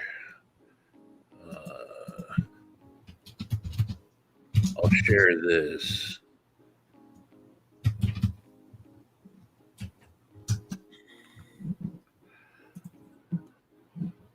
This is me and Duncan back in 2011. Y'all both look so different. Yeah. Wow. Dude, that's wild. And we just bullshit for so he was open he dated Natasha Leggero at the time, and he was her opener, and everybody was there to see her, and they were doing like a meet and greet afterwards at that show, and nobody was talking to him. He was just chilling. It's kind of like the third man out or odd man out. Yeah, and I just went up to him and I was like, "Hey, what's up, Duncan?" And he just boom hopped right into it, and we talked for a good hour. And then when he came to Seattle again on his own, like a year later, I had hit him up on Twitter and I was like, "Hey, man, I don't know what you're doing before the show." He's like, "I'll just be hanging out, man. Come find me." He played Chop Suey, awesome little bar in downtown Seattle. And so I showed up a couple hours before the show, and he was in there just hanging out writing. And does his mind work like you would think it does? Just very fluid? Yes. Yeah, absolutely. And he's intense in person. I didn't really get a word in edgewise. But just listening to that guy, we talked a lot about like Terrence McKenna and like spirituality, and like he goes like shit I can't even comprehend. Very deep, doesn't he? Listen. Oh yeah. That's who James McCann is, Stevie. Throw some of them up there, unless you're gonna get us copyrighted. I've never seen that dude. Yeah, I don't think I don't want to. Is that Kill Tony? Yeah, I'm not gonna. Yeah, he'll strike me. Absolutely. Yeah, but he just got some of it's quick, it's sharp jabs, but then he has that a little bit of that drier delivery, similar to some of the guys that you liked in the past. So there's some good ones out there. I've been watching Tim Dillon's podcast the last couple of days. He's done some emergency ones, and he doesn't mince words. Stevie, do you think I didn't first know it, but the more you read up on Ari Shaffir and like his background and his story, I was surprised of like, I don't know if you're familiar with it at all. I'm extremely familiar. He's another dude who I've chilled with. Fascinating guy. He's the one that dosed Bert, right? He does what? He's the one that dosed Bert with the ecstasy. Yes. Or a story that he tells. Yes. Yeah. No, Ari's a deep dude, and how he traveled back to Israel and went through, he went through school over there and grew up over there and had the pilgrimage, and he's a bit of a cunt. Oh, very much so. I think a lot of his stuff that he's done to people is beyond the pale of like you don't do certain things to people, but hey, is he one of those guys? He's a ruthless dude, man, who doesn't give a shit. And he seeks opportunities to make it about himself, I think. I won't bother sharing this. I just looked it up. I saw a very early, I'm looking at it here, it was from April 19th, 2014. Kyle, the first time I saw, they did a little Kill Tony on the road in Seattle. Oh, nice. It was Brian, Red Band, Tony, and Tiffany Haddish. Okay. And then they did like a little mini version of Kill Tony with local Seattle dudes. But I'm looking at that now, and that was 2014, man. Yeah. They've been doing that shit for a long time. Yeah, I was gonna say, I think Kill Tony is like up to almost 12 or 13 years. It's crazy. I I think Tiffany Haddish was much funnier as a comedian than she ever was as an actress. I didn't like her as an actress. No, not at all. I wasn't a huge fan of her as a comedian, but I thought she had decent chops. My favorite right now is still probably Ari Mahdi, the guy was he from Eastern Bloc somewhere that got his start on Kill Tony. The guy who's been most disappointing was, dude, I liked Cam a lot when he first came out. Then he's just gotten like, I don't know. Those dudes don't have the staying power, I don't think. Well, no, and he's going in like, I agree with his philosophy. He's a flash in the pan. He's trying to get his way he can. So like he's actually doing like movies and stuff right now. He's been out and scripted out in like Hollywood doing TV shows and movies and shit. That's why he hasn't been on the show as much. Did y'all see Carrot Top on Rogan a couple of days ago? No, I can't stand looking at that guy. Rogan roasted the shit out of him a couple of times. He's fucking hilarious, dude. He is hilarious. And I went and saw him in Las Vegas a while ago, and it was one of the most entertaining times I've had in a long time. He was really good, man. I don't think he's nothing like what people think he is now. No, I think he's matured a lot as a comedian, but I think a lot of people got caught up in his looks for so long. He was kind of tabloid fodder. He's a weird dude, and but I thought it was great. I thought he did a great job. Dude, he was in his low 60s, and he was good on Rogan, but he just said a couple of things that Rogan kind of checked him on. Well, I think Joe's very misled in certain things as well too. He tries to be deep, but a lot of times, I mean, he's sadly mistaken on all the things, but as we all are. But I just never found Carrot Top funny. I mean, I know like there's different types of comedy, but I just never found his to be all that great. But I heard he is a good entertainer in person, so it's a good time. But like everyone has their niche when it comes to comedy. Like like Mitch was a legend, but he wasn't my favorite. I respected what he did, but he wasn't my favorite. Oh, he's my number one, man. Do any of y'all guys know who Kevin Brennan is? Yeah. Dude, I've really gotten into his podcast, Misery Loves Company. He's ruthless. Hello? What the fuck, man? How the fuck did you get in here? Bro, someone just opened up my fucking door. Just a random? Yeah, I'll be right back. All right. You want me to fluff your pillow? Housekeeping? Somebody's got a key. That even freaked out Puck, the little cat. Oh. Okay. It's gone. All right, man.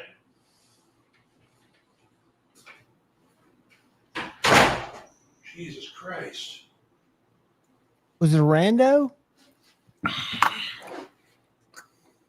It was a fucking maintenance guy. Oh. Oh, I'm sorry. I thought that room was out of order. At least it was somebody with a legit key. It wasn't some guy just stumbling in and all the keys are the same. I've seen how this video starts. Had me reaching for my... That's what I was waiting for you to do. I was waiting for you to go down in your ways. No, it's... What's going on, Zach? Was it Carl? No, it wasn't Carl. Carl can't talk anymore. Carl went to the ocean. Jeez, Stevie loves Duncan. That was fast. I don't know what the hell we were talking about prior to that. We were talking comedians and Kevin Brennan. Yeah, and Kevin Brennan and some of those guys. Like I appreciate dry humor sometimes, but it's not my favorite. He evidently, I was watching Alex Stein today, and you know how Kevin Brennan, the first I heard of him before I ever watched the show was he made that very uncouth tweet about the Friend star who OD'd.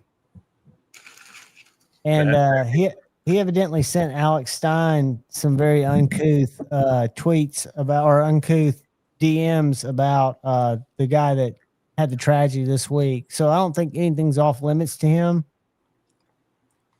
But this is a guy who didn't go to his own brother's funeral a month ago.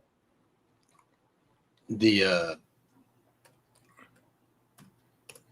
I'm not gonna. Alex Stein's a wildcat too. I'm not that familiar with him. The reason I watched him was that weirdo guy that I watched, Karmic X, had a guest spot. Yeah, I'm not.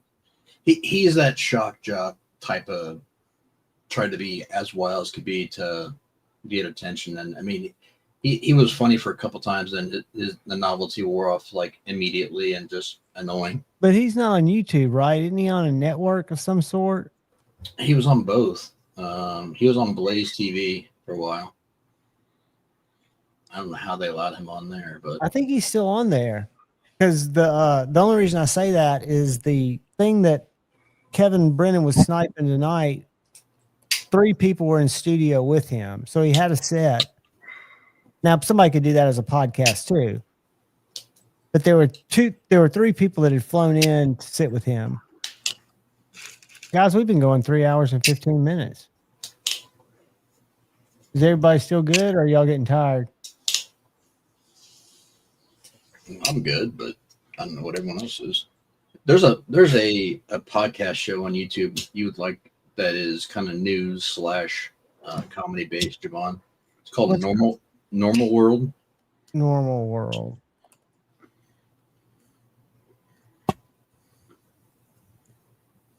It's all it's usually 2 comedians. 2 dudes. They'll have a guest a lot of times, which is a comedian. Oh, that looks like producer. What's his name? That's Dave Landau and Quarter Yeah, Black Dave Landau. All right, I'm subscribing.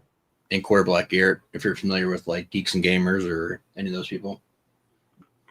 How often is their thing? I think Monday through Thursdays, or Tuesday through Thursday. Let's see if we can. Steel toe missed the goal today, guys. Oh. Yeah, we gotta show y'all consummate grift.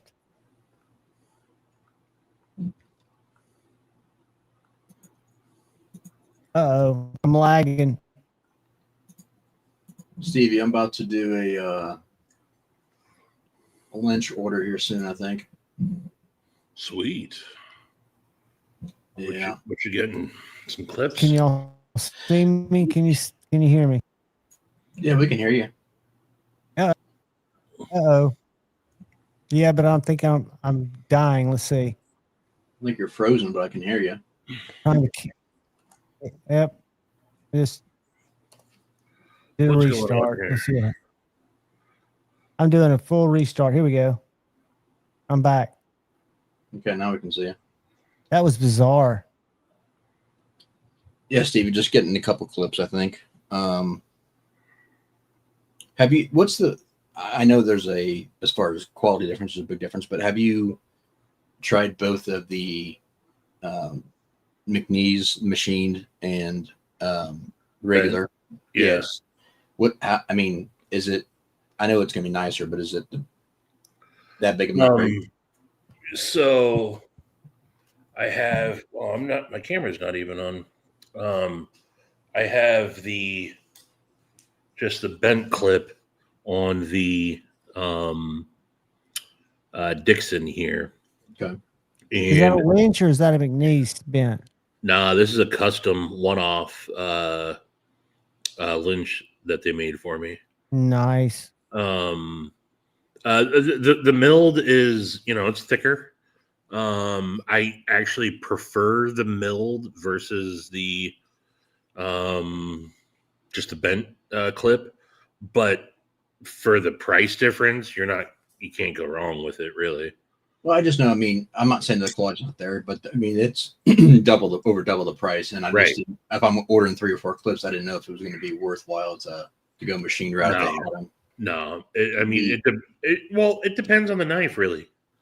But as far as I had both for the Mac 3.5 or 2. Mac 2 3.5 whatever. The Mac one that 2, Brian, 3.5. yeah. I had both, and I ended up going with just the regular bent clip. Okay. You sent me your shorty. Yeah, I was gonna. Oh yeah, that's a milled clip, if I'm not mistaken. Mhm. Isn't it? Yeah. Now I've got this one on skiff bearings or bushings, Well, washers. I've had issue in the past with some companies, quote unquote, milled clips being super, super thick and hard to get in and out of the pocket. That's why I was curious. Nope, I think they nailed it in that sense. Okay. Did I tell you I got a Mac 2? No. You got a pretty pattern too. Got the swerve.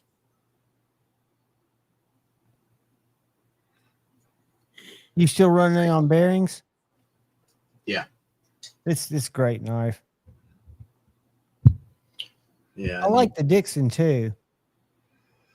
Yeah, I didn't expect to ever get rid of the PM Mac 2. That shocked me. That was I thought going to be one of my all-time most carried knives, and I love it. And then I got the Dixon, and I like the Dixon that much more, and I knew it was going to displace the PM. So Ryan bought it off me. Well, it just carries so much smaller than it feels in the hand. I mean, it's such a handful of a knife, but it carries much, much more compact feeling. Big time. That makes any sense. Yeah, the blade to handle ratio on the Mac 2 is incredible. I mean, you get so much blade for such a short knife. I don't remember what these go for. This is actually the blade show. It was $650. Yeah, I really don't remember what I put. Somewhere in there. Yeah, they're right around like high fives, low sixes. I got one initially from the very first drop from 5-Door, and I loved that. But then when I was at Blade Show, they had these black versions, and I had to have that, so I sold that one. And then I had Paul do his void wash on it, and then had Justin over at Lynch Northwest was gracious enough to make me that clip. And yeah. How do they figure that out? They just template off your existing and then come up with a clip? I sent it to him. Wow. I sent them my knife, and they used it for R&D also. Right. They're not going to put one out anytime soon. That's not what their focus is on. But yeah, I sent it to them for some R&D, and then their rough draft is what they sent me, and I'm good with the rough draft.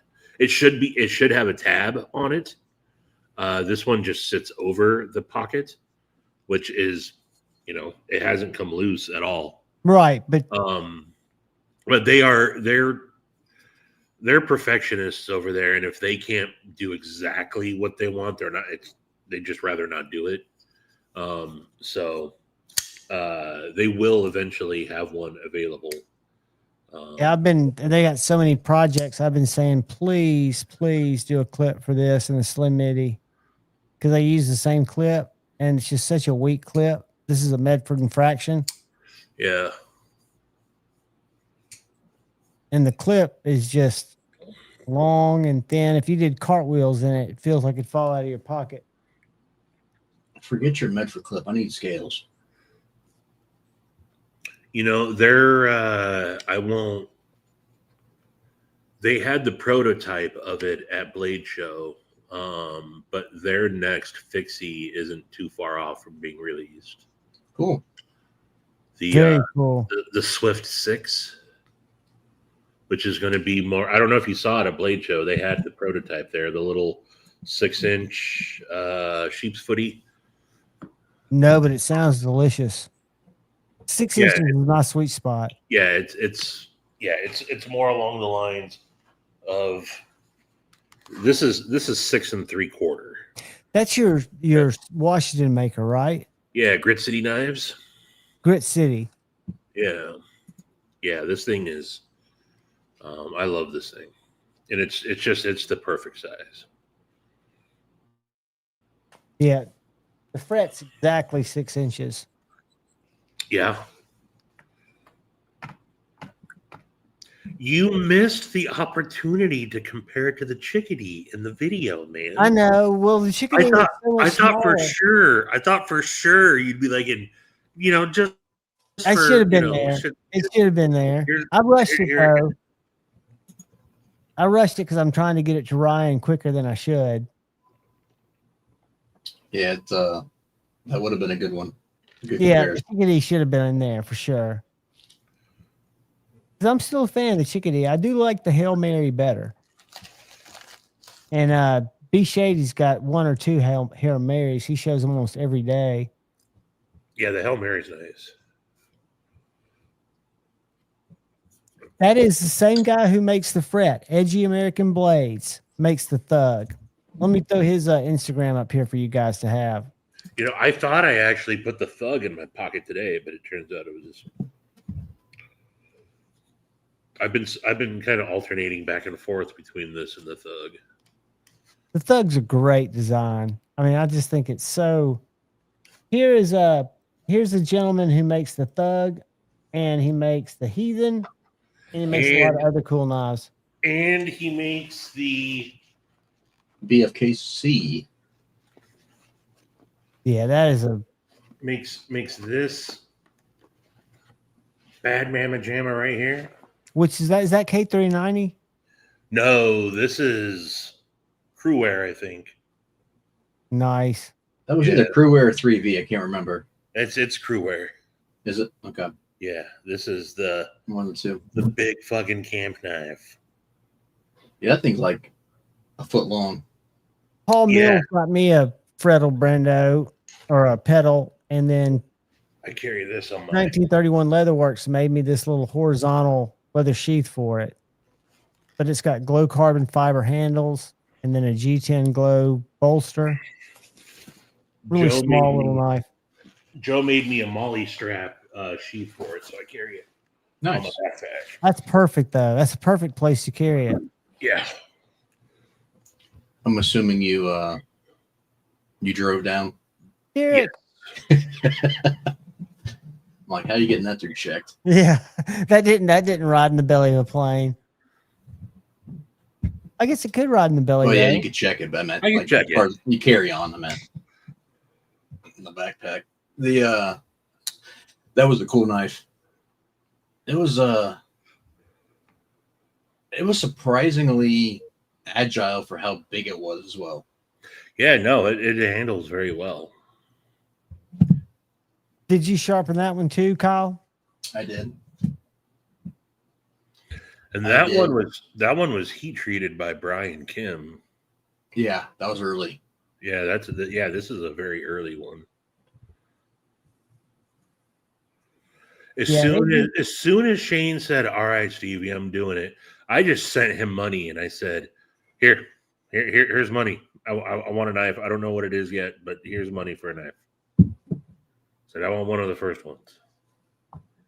And I was like, just make me something fucking big and gnarly, dude. I love the one he made Scotch too. This was a happy little accident, but this is still probably one of my favorites of all the ones he's done. The Hawkbill Thug. Oh yeah, the one that's got a little recurve. Yeah. Oh, Hawkbill. Yeah. 136, Zach. Send him some pizza. Send him some DoorDash.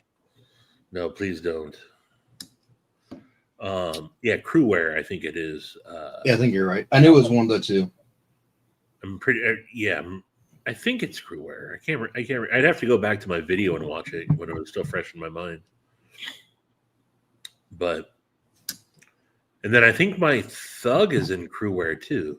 Yes. Yeah, because your thug is one of the hollow ground ones, correct? It is, yes. Yeah, that was crew wear then. You're welcome, buddy. That's the first- best way to get in touch with them too, through DMs. And I just follow his Instagram because he's always posting cool shit that he's making. Heck yeah, Todd. The first batch of crew wears, well, I should say not the first batch, but the only hollow ground ones so far were crew wear.